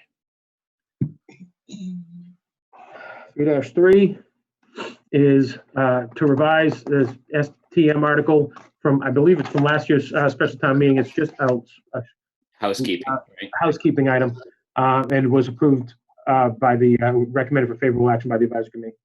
Was this on our consent agenda? Did we put it on? It is. Okay. Okay. Can you go down a little bit, Joe, or up again? Yep. I'll make the motion. I move that we approve for recommendation Article 3-3, revision of STM Article 3-3, amendment to income limitations for senior tax deferral, General Law, Chapter 59, Section 5, Clause 41A. Second. All right, Bill. William Olson, aye. Sean Farrell, aye. Darcy Dale, aye. Rosie Kennedy, aye. Jeff Hubbard, aye. Joe, were we not able to do any of this because we didn't have a proper approval? Have we neglected any of our citizens because of this? I don't think so. This is. I think we. Well, I can find out for you, but I think that the filers that we had this year were okay in the 40,000 range. It was just a recommendation that this should have been increased, and for some reason it wasn't. Okay. I just would feel bad if we left somebody out. And 3-4 is to help our neighboring town of Manchester. This is to see if the town will vote to authorize the Board of Selectmen to enter into an agreement of payment of loop taxes. The pilot is to pay for the fact that we own the land that the water treatment plant, the Manchester's water treatment plant stands on. Or rather, it's in the town. We don't own the land, but it's in the town of Hamilton. Since it's in the town of Hamilton, they have to pay us a pilot agreement to do a solar array. They will get the benefit of the power purchase agreement and everything else from the solar project and the benefit of the solar project, but we will get a payment that starts out at around $1,000 and declines each year over the course of the 20 years of the power purchase agreement. So it's a small amount of money into our revenue. This was voted for favorable action by the Finance Committee and is in the CM as well.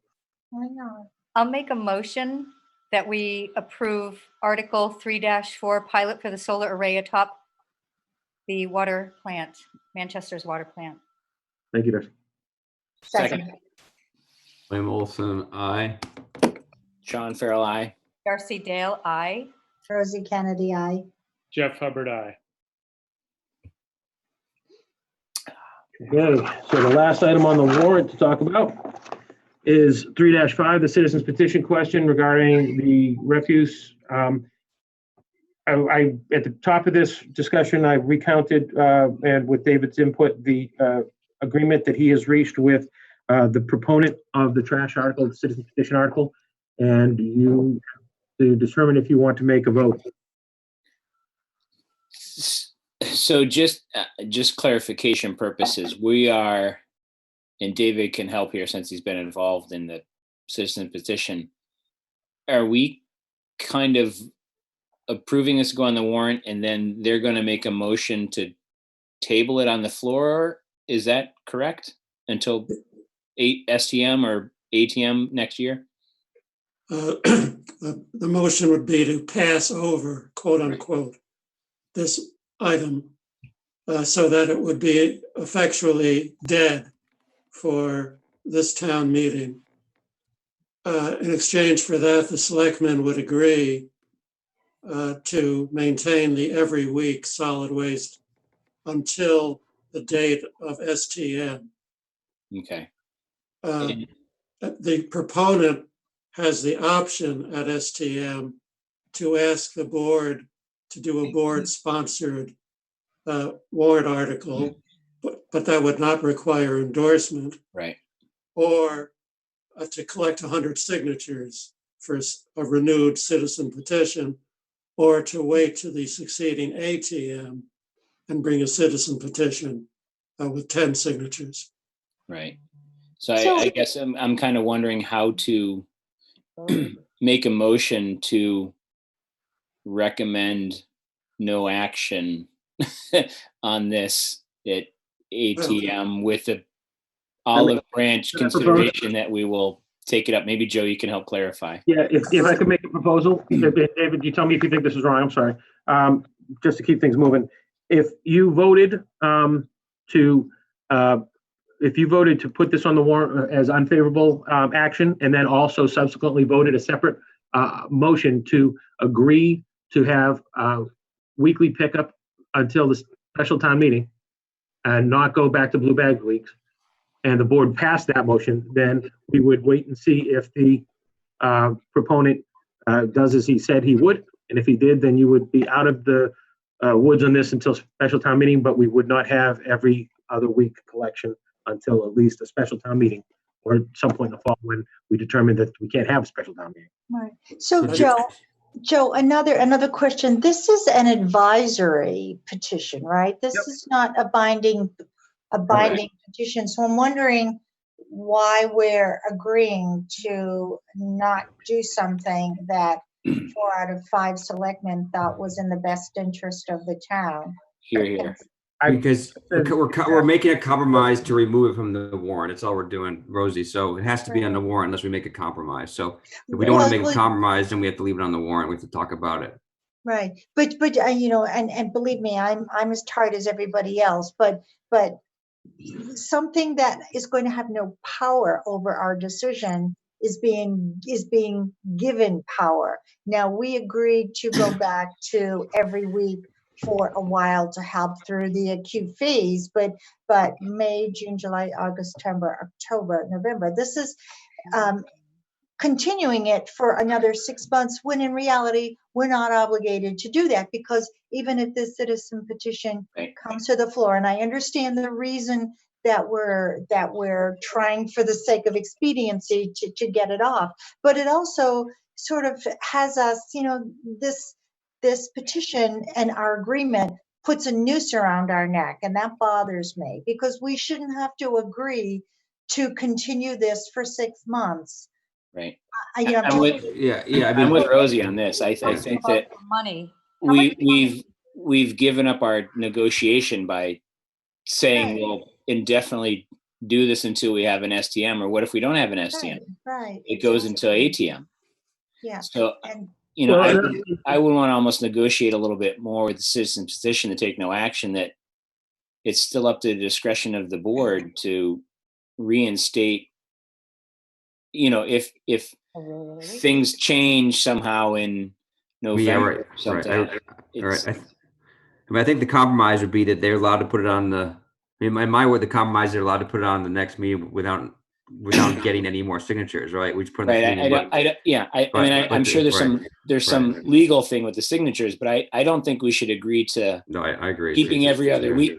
Sorry, keeping every week until October. Who knows when? I think we should exactly. Because once again, we could put it on the town meeting warrant again. I don't think it should be agreeing to keep the trash pickup weekly. Bill, can you give us an update on what the extra costs have been so far? Is that something you can put your fingers on? Tonight, now? I'll wait. Yeah. I think that one of the things that we did see, and let me see if I could find an email here. Tim did share. The data is a little incomplete, right? Because we didn't go into lockdown until middle of March. And then we didn't. The board didn't vote to remove and return to every week collection until the very end of March, or maybe even the first meeting in April.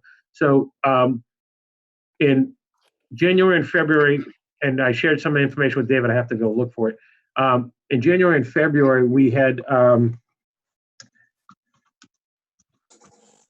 seen, well, not so much in January because it was the first month and there was a lot of confusion and whatnot. But in February, we did see a reduction, both in terms of year over year use of tonnage levels, reported tonnage levels for solid waste.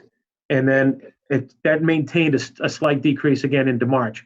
In April, anecdotally, we saw a large increase. It's not reflected in the data that I shared with David because we are contesting that, and we felt that it wasn't accurate to depict all of that increase. We expect that we're going to get some of that out of it. So I'm looking for the.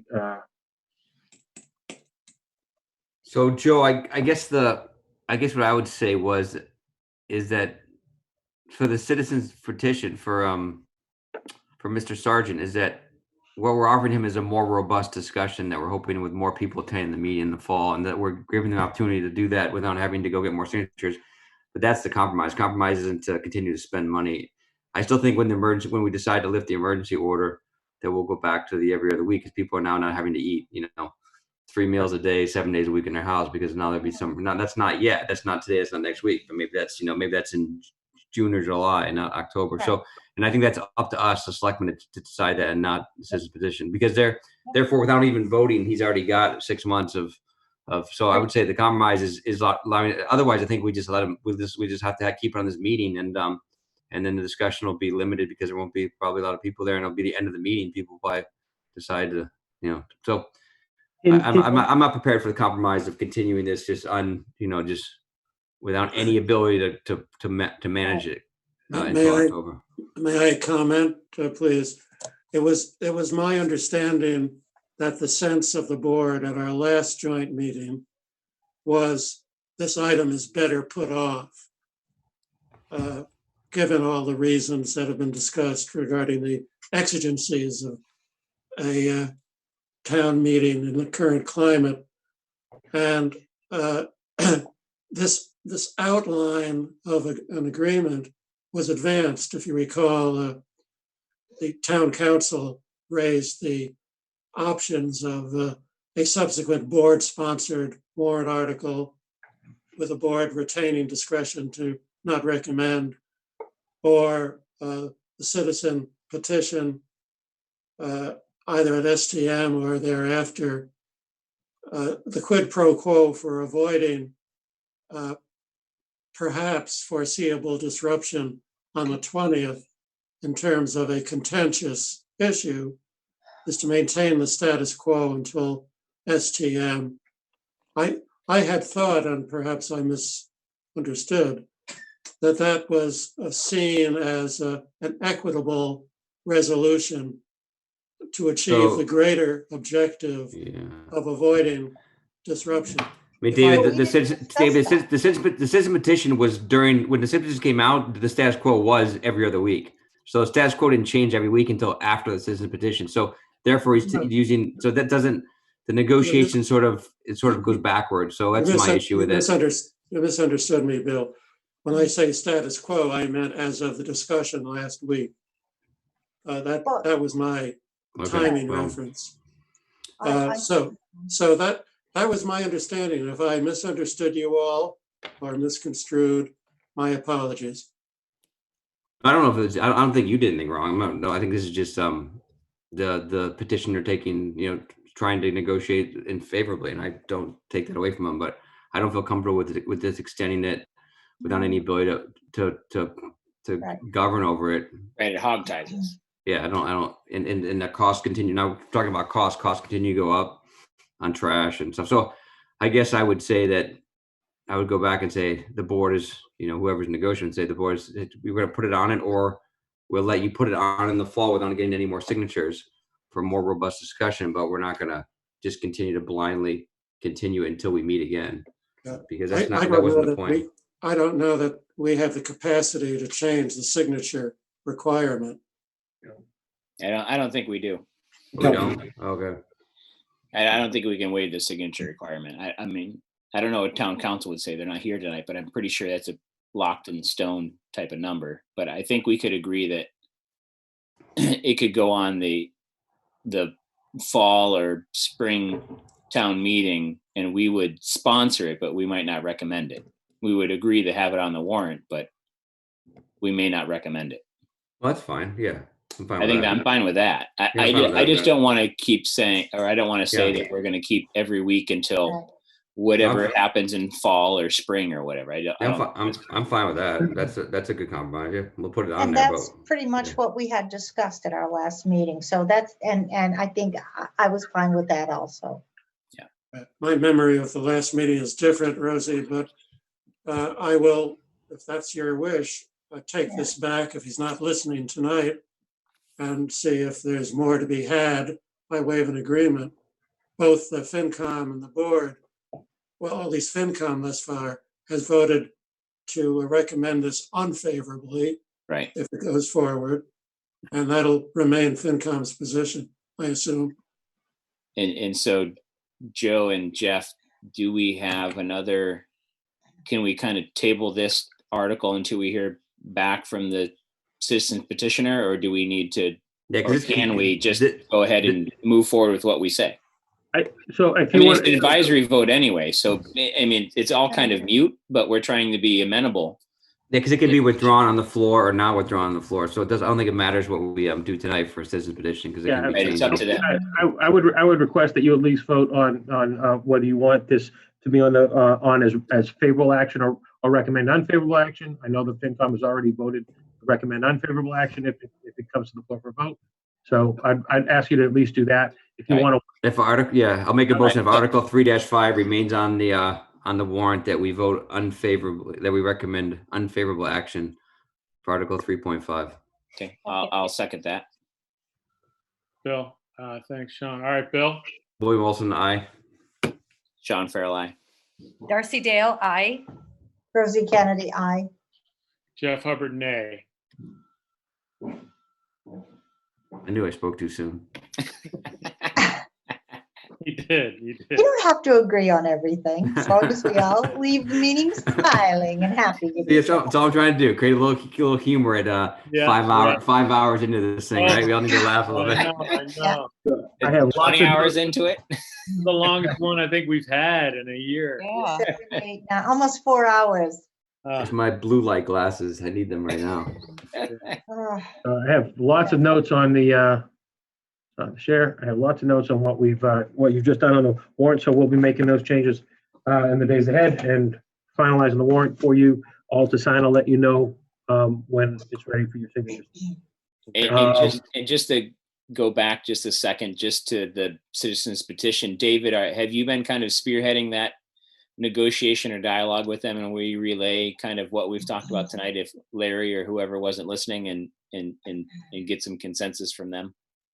I can continue that if you wish. I feel a bit awkward at this point because of my apparently having misconstrued the sentiment generally from last meeting. But if you'd like, I'll carry the message back. But what does the board think? I'm sorry. Someone just needs to go back to him. I don't Yeah. think it needs to be David. It could be someone else, but I think it just communication back. So whether it's Joe or whomever you'd like. Or Jack, well, whomever.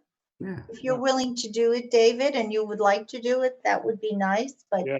If you're comfortable, David, I can do it. I'll do it if you'd like. I would I'll like. do it. we trust you, David. Yeah. Thank you. Yeah, okay. Darcy. What? Yes. Oh, is it that time? No, Patrick. No, Patrick. I wish it was, Darcy. Patrick. There are still Patrick, two items on the agenda. Patrick Ruffett has been We waiting still very have- oh, patiently. my God. Patrick has been here for 4 hours. Come on, Patrick, go. Chris as well. Thank you very much. I am here again asking for the board's support regarding the housing production plan. As you recall, and I'll make this really short, it's a comprehensive housing needs assessment. It looks at our local demographics. It looks at the existing housing stock. There's a lot that we already knew about those two kinds of elements. We know that housing's very high in Hamilton. We know that it's difficult for those of limited means to purchase here, but what we really did find is that there are a lot of people who do pay disproportionate amounts of their incomes on their housing here in Hamilton. We also found that there's a very limited housing stock diversity. By that, I mean there are few senior units, there are limited small units, there are limited rental units, and there aren't very many accessible units either. Those were, some of the upshot kinds of items that were part of the report. As I had mentioned to you at our last meeting, the housing production plan does help us extensively as we try to make our case regarding local preference to the state when we do have affordable units, and also to get them to understand that we have a fairly extensive population of seniors here in Hamilton that need housing as well. Those are the two things that to me are most important as part of the housing production plan. You may recall that we did present this back in October publicly at the Hamilton Wenham Library. You'll also recall at our last discussion, Bill Olson aptly mentioned that this is a possibilities document that's non-binding. But let me finish up by mentioning that the planning board and the Hamilton Affordable Housing Trust have both voted to accept the document. So I bring this to you for your approval, and hopefully we can get this sent quickly to the state. Has the FinCom had a chance to take a look at this document, David? We have not. Would you be willing to take a look at it and make some recommendations yourself based on where we are in this new reality and the completion of that document? Yes. Okay. That's what I'm going to recommend, that FinCom also take a look and do an analysis and maybe see where they come in with their recommendations. I feel that this whole environment that we're in is new, and we're going to have to rethink some of our models from business models to housing models. I think high density housing is not going to be in demand the way it has been. And I think we have to make, what's the word? Adjustments to how people are going to live, perhaps with regard to square foot minimums, HVAC, a variety of things I think are happening right now. And the other thing I also have been aware of is that I know there are a lot of commercial properties that are also going to be repurposed because they're just not going to be needed in the same ways that they have been before. And I think we should perhaps take a look at all these new ways of thinking before we sign any documents or make any kind of commitments. Yeah, so I mean, so Pat, when you talk about this, like, when we vote for this thing, are we writing a letter, are we signing a document, or it just goes in the meeting minutes as we supported the report? It would be a vote that I would need to get certified by the clerk from this board as well as the planning board. That one, as I'd mentioned, is already done. I would need to prepare a letter to the Secretary of the Department of Housing and Communities and Development, basically attesting to the vote and that the town supports the housing production plan. So while I'm not against the FinCom looking at it, I think it's great that they want to look at it. I'm kind of disappointed that we're another month into this thing and we're not voting tonight and wasting Patrick's time. And it's a little frustrating that if we're gonna have them look at it, we should have had them look at it a month ago. So I mean, We didn't have it a month ago. yeah, we did. We had it a month ago. No. We had it. Yeah, we did. You can go back and look. We had it a month ago. We have had it since last fall. Yeah, we've had it for a long time. It's been at least 6 months. At least. So, yeah. So, but let me finish my thoughts, please, because I was talking. Sorry. But what just to have an opinion. But my we're voting on the process. We're basically we're supporting the process that Patrick put together with his team, hiring professionals, hiring an outside consultant, having many meetings, doing polling, doing community meetings, doing breakout sessions, reporting back on those, and then giving the draft. But it's a whole process that Patrick can outline. So in terms of FinCom, I mean, so I just worry that you know, I don't know. I mean, was FinCom part of that process? Did they attend any of these meetings? So is it, or is this going to be all new to them? Is this going to be something that when they see it is the first time they're looking at it? Right. And to Bill's point, the process has been followed. We've dotted the I's, dotted the I's, crossed the T's, all that kind of stuff. It's been out for 6 months or more in finished form. Affordable Housing Trust has voted on it. Planning Board's voting on it. You know, I think it's in poor form to stall this anymore. I don't think it's stalling when hold on, Darcy. Does have Darcy, can you let me Sean finish, please? In today's climate, especially with the crisis right now, more than ever, we need affordable housing, more than ever. And to not approve this plan or this document, this working document that we can change and alter in our own way is just beyond me to not approve it tonight. Can I make a couple of comments? First of all, the first thing I wanted to point out is we don't have a current HPP, but that has not stopped us from building or planning to build 18 plus 2 plus 10 potential more affordable units. So They don't. this, pardon? Sorry, I'll wait till you finish. Okay, so not having a document available to us right now, or at any time, has not stopped us from building affordable housing. That's the first thing. The second thing is local preference, which is touted as such a big deal, in reality is very diluted by the statewide fair marketing requirements. That's the second thing. And then the third thing is when Patrick talked about senior housing and handicapped housing, you know, the reality is, and we've been told this regarding the 18 units that are proposed at Max Shu, that DHCD is not favoring senior housing, that they're looking at family housing. So based upon those three factors, I'm not sure that this housing production plan is really all it's going to give us what we keep talking about we need.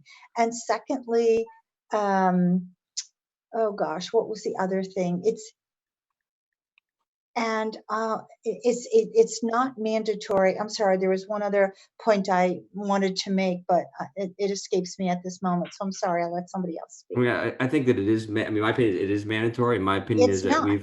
but it is for certain things that we want, for goals that we need, and funding that we need, and preference. It's just that we need to have this document, and so it's outdated. So, and I'll let Patrick speak when I'm done. But for the amount of hours and community work that's gone into this, you know, I make a motion that we vote favorably for the housing production plan. I'll second it. I'd like to make an amendment to that motion that we take a look at it after the FinCom has given their advice and any other comments that they wish to make. And can we have discussion now, Jeff? Can we have further discussion? Yeah. Okay. So the fourth. You got to second the amended motion. I'm sorry. You have to second the amended motion first. Sorry. Somebody. Darcy made a motion to amend, and now it needs a second to move on to discussion. Just formality. Okay. Second, okay. So the fourth point that I wanted to make, and this has been acknowledged by members of the Affordable Housing Trust when we were talking about this, that much of this housing production plan is formulaic. It's not based on any particular needs, but it's based on a formula. And so what it does is it pressures us to build the type of housing that the state says it wants us to have, but yet it's not, this housing production plan is not based on what's necessary and a priority for our town. And again, we have built affordable housing without using this housing production plan. But we've barely like 4. Patrick, can you address the couple comments, Patrick, to make sure we're on the right path here? Yeah, you know, what I think is important to point out is that the two most recent affordable housing trust funded affordable units that actually have been built haven't been placed on the subsidized housing inventory yet because Habitat hasn't gotten them deed restricted and recorded yet. The other units at the HDC site, at the Habitat's 434 Asbury site, yes, they are being proposed. Neither are funded. So I don't think that we can really point at those as having provided us with successes yet. I wish we could. But as I did mention a while ago, it's really important for us to be able to assert to DHCD, listen, we've got a lot of seniors in our community that do need housing that can't afford it now and would like to live in smaller quarters than they have. That's one of the really important things that the Council on Aging folks have drilled into me for the last several years.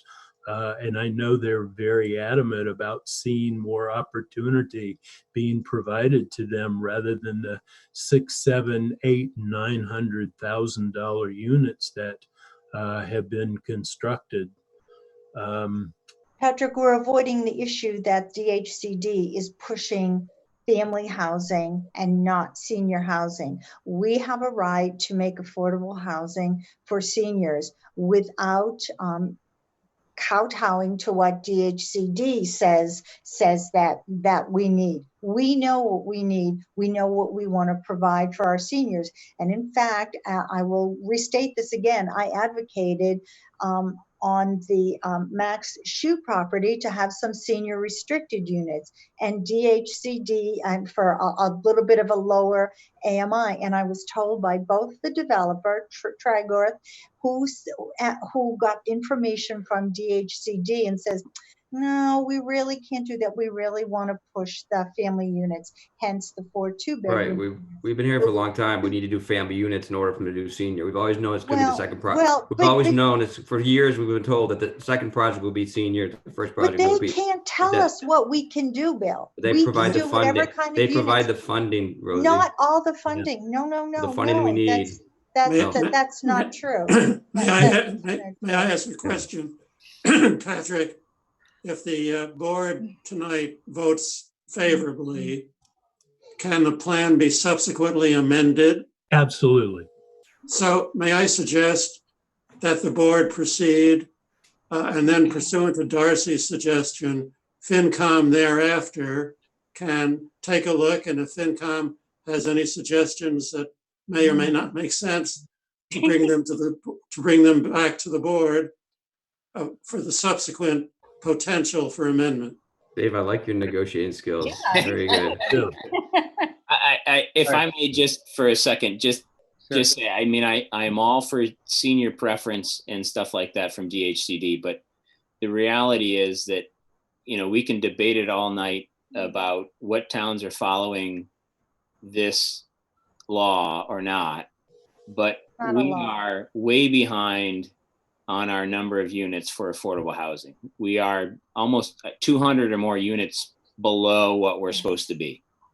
And I would say from my time talking to DHCD and going to seminars over the years that progress is often seen by DHCD as you're willing to work with affordable housing. And if we establish some family units and whatnot, they're more amenable to providing us that senior housing funding to developers when they come into town.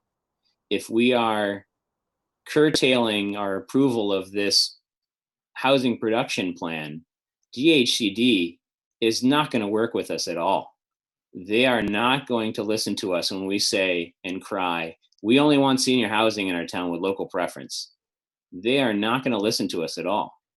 We need to show forward progress in something providing affordable housing for family units, and then we can work in the senior units, which is our ultimate goal, because we have more seniors than younger people in our town, and they are really in need of this. So denying family units is ultimately denying senior units, which are forcing people to move out of town and go somewhere else where they can afford to live in the place that they are. Go ahead, Rosie. Okay, so my point is that we don't need a housing production plan, which is pushing a particular type of housing, high density, blah, blah, blah, family units, large developments. There are only about 100 cities and towns in the state of Massachusetts that have a housing production plan. We can build affordable housing to meet the needs of our citizens without feeling the pressure of this formulaic housing production plan, which clicks in numbers and says you need to do this. We can favor senior housing, and that is not to say that we would do it exclusively, but we have done no senior housing, and I'm tired of being told time after time after time, oh, the next one. No, it's time. Right. Right, I agree, totally agree with you, Rosie, but we got to, it's about the developer that wants to do it. It's not about, we're Hamilton. We're not in the business of building, how we're in the business of promoting it. But Rosie, what I want to say to you is that I think Hamilton trying to be proactive and create this plan is not something that should be thought of as of a bad thing. In addition, we went to the town years ago and got the town to appropriate money to do this plan. So if we don't present a plan to the town that appropriate money, I think that would also be really detriment to what we're trying to do here. So I hear what you're trying to say, and I agree with you. This is not we're not passing the law here. We're creating a book of possibilities and trying to be proactive and think about all the possibilities.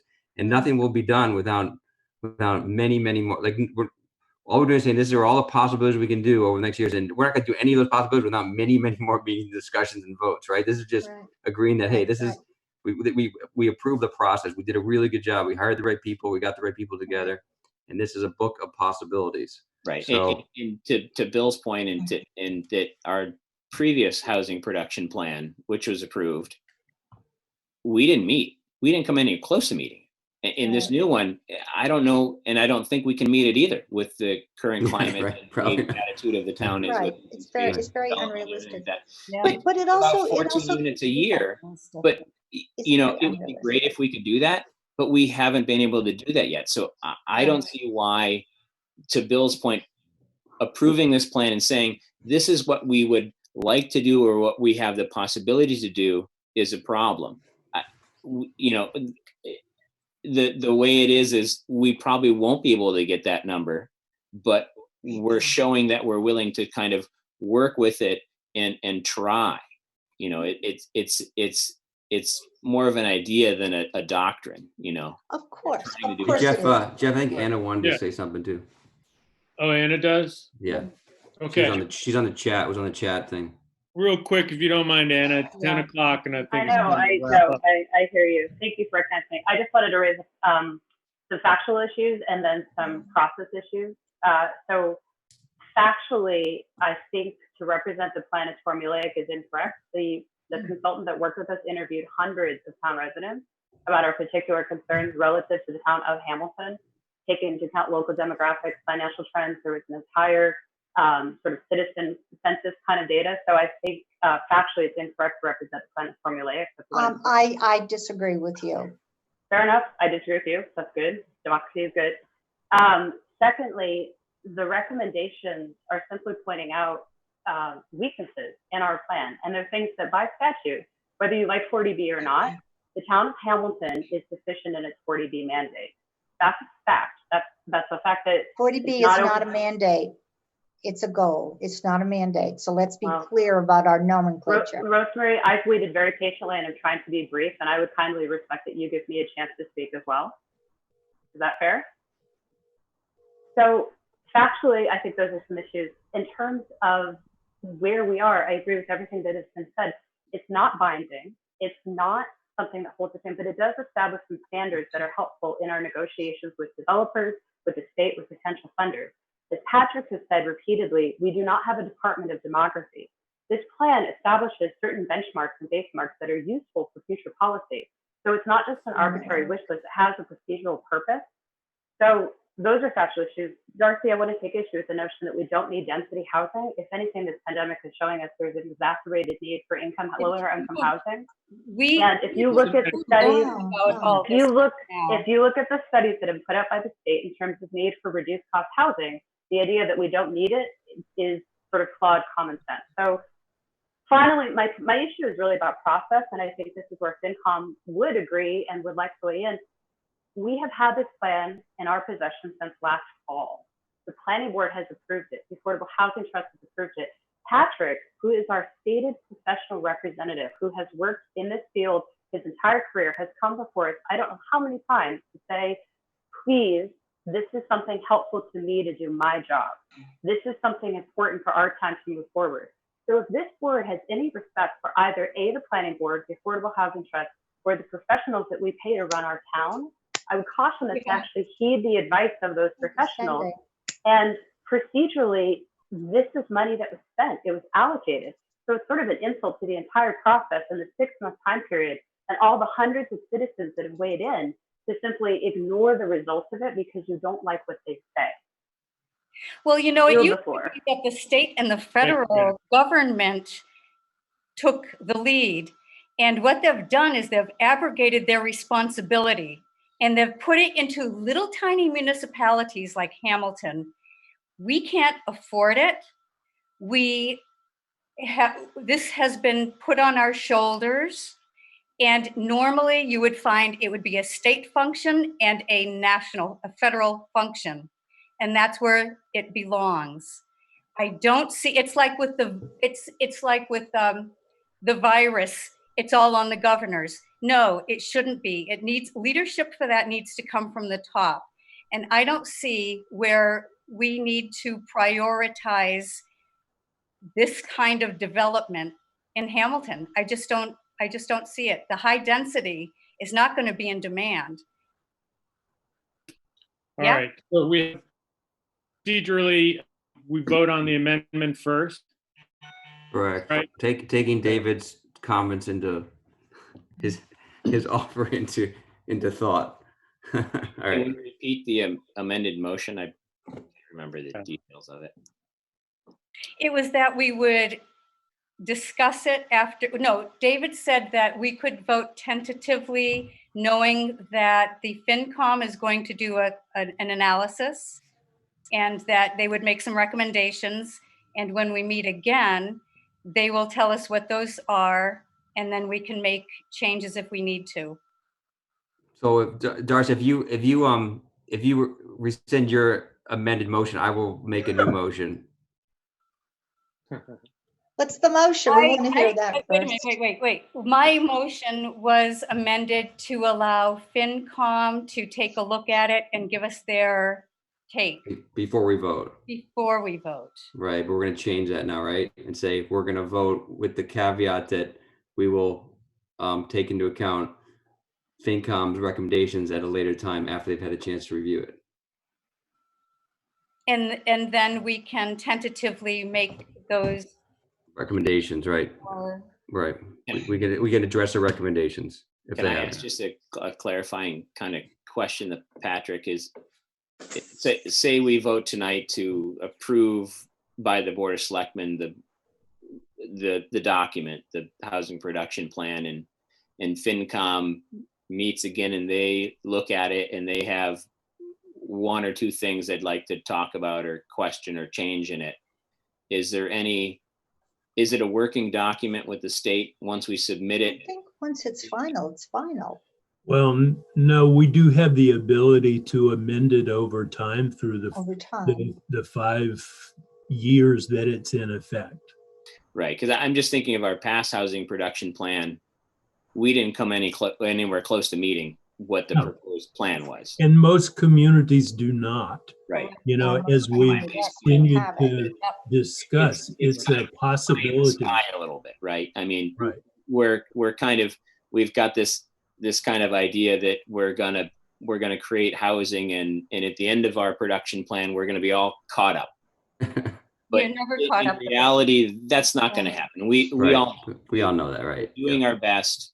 You know, we're doing kind of piecemeal little projects here when we can, just because our land acquisition cost is a lot. Right. The funding from the state is difficult with senior housing and family housing and finding developers and RFPs. The list goes on and on.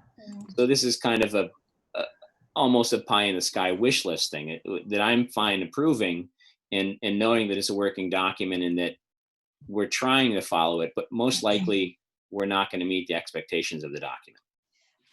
I'm not aware that we could change this document once we have approved it. Patrick, you're telling us that we can amend it in absolutely. 2 weeks? We could amend that, and that's you're saying that. Yes, ma'am. Okay. Okay. So the other piece of this that I wanted to just point out is that there are a lot of things that are just plugged in here. It's not pertaining to Hamilton or Hamilton's needs, and I think I did say that. But I also feel that most importantly, the overarching issue is it gives entities who might be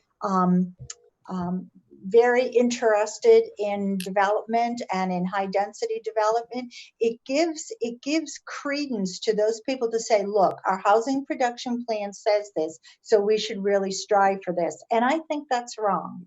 I think that's very wrong. I mean, I agree, but don't agree at the same time. We've had situations with affordable housing in town. We've had potential large developments. They've And the faltered. argument was used We've that had situations with small developments. They've faltered and failed.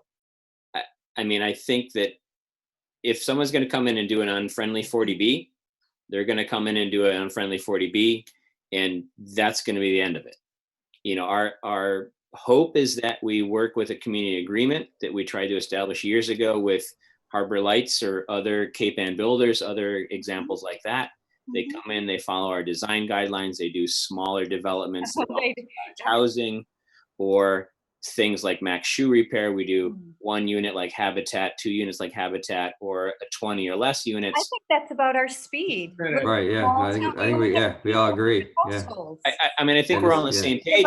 We don't want an Avalon or somebody like that to do 200 units. But what our issue is, I feel if we don't have this plan and we're not working with the state and showing that we have some type of guidance or plan, that we're more open to those Avalon large high density. Well, it's been 60 years and we have not had to deal with that in 60 years. And I just don't think that's going to happen. All right, I think it's always. So we have an amendment. We have an amendment. Has that been seconded? Well, I thought we were going to amend the amendment, was the whole point. Okay, so what's your amendment? I make a motion that we vote favorably for the housing production plan tonight, with the understanding that FinCom is going to review the production plan over the next weeks and come back to a later date and make recommendations, which we will then. Why don't we just wait on. for them to do that? Because I just we've waited months and months. It's a slap in the face to people working on this thing for so long that we keep pushing this thing down the road.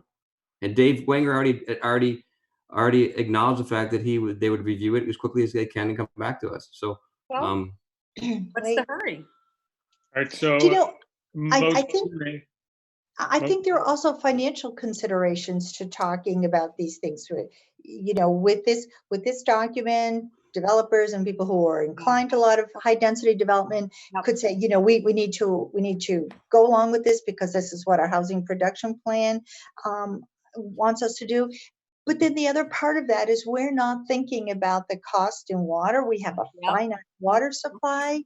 And it's just very no, it addresses that. It addresses the whole risk section, which addresses the risk. There's a whole section that addresses what you can and can't do and the reasons why you can and cannot do it. It does pros and cons, Rosie. But the point is that we're going to pass this. We have to pass this plan. That's the entire reason we did this. So if you have recommendations, I would suggest a specific I mean, I have no problem with the recommendations. You want to go through and make notes and redline it, send it to me and Patrick, and we'll look at it. But it's not about pass or fail. It's about what it's going to look like. So we had 8 months to redline it. Yeah. I agree. We've had plenty of time. Okay. So Jeff, what can we do to get some sort of vote on this thing tonight, or some sort Bill, of you made a motion. I think it needs a second. Second. Okay. Can you just repeat it, Bill? I make a motion we vote favorably for the housing production plan as presented by Patrick, with the understanding that the FinCom will look at it over the next days and weeks and come back to us later date and make recommendations that we will then vote on. Okay, great. It's been seconded. Okay. Bill? William Olson, aye. Sean Farrell, aye. Darcy? I have a real problem not having confidence. Well, I guess I will, because I know FinCom is going to take a look at it and there will be time for us to discuss it. Oh boy, this is hard. I may have to abstain on this one. Is that what you'd like to do? I just don't think it's right for this town. I don't think it's right for the town. So I'm struggling. You want to call a friend? I'm struggling. Yeah. I need a lifeline, but I really struggle with this. I know how hard they pushed for Longmeadow, so hard, and it hurts so many people. I mean, people, they even left town because of it. It was such a threat to them. And I really don't like high density housing. I just don't think it's going to be in demand. And I think we're going to have some real estate that's going to be, there's going to be a bubble, a real estate bubble.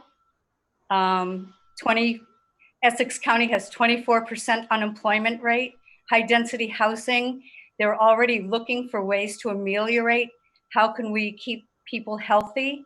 What's the minimum square footage for an apartment? What does the CDC or our Board of Health say about minimum square footage for a healthy living? All right, but you have to make a decision.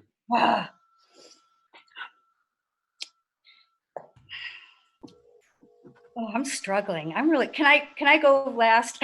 Sure. Rosie, Rosie Kennedy, nay. Jeff Hubbard, aye. Darcy Dale, nay. Okay, great. Thank you. Good discussion. That hurt. Thank you all. But I will be interested in hearing what the FinCom has to say. Absolutely. Absolutely. All right, Darcy, I think now is the time. Okay. I make a motion that we adjourn for the evening. I second that motion. I third that motion. Yeah, can I fourth that motion? Bill. William Olson, aye. John Farrell, aye. Darcy Dale, aye. Thank you everyone for your patience. Rosie Kennedy, aye. Hallelujah. Yes, thank you, everybody. Oh, Wow. you had a unanimous vote. And FinCom. Unanimous vote. Thank you, FinCom, for sticking with us, and thanks, Yeah. Patrick. Thank you. Before, Yes, everyone. Thank you. thank Do we you. need a Move, we motion? adjourn. Before Second. FinCom moves to adjourn, are we set for a 6:30 meeting on the 21st? Any objections? That's fine with Thursday. me. That works for me. Good, thank you. Then I would entertain a motion to adjourn. So moved. Second. My name. Valerie, Valerie McCormick, aye. Christina, Christina Shank-Hargrove, aye. John, John Perlich, aye. Dick, Nick Tenson, aye. Dave Wanger, aye. Thank you all. Good night. Good night.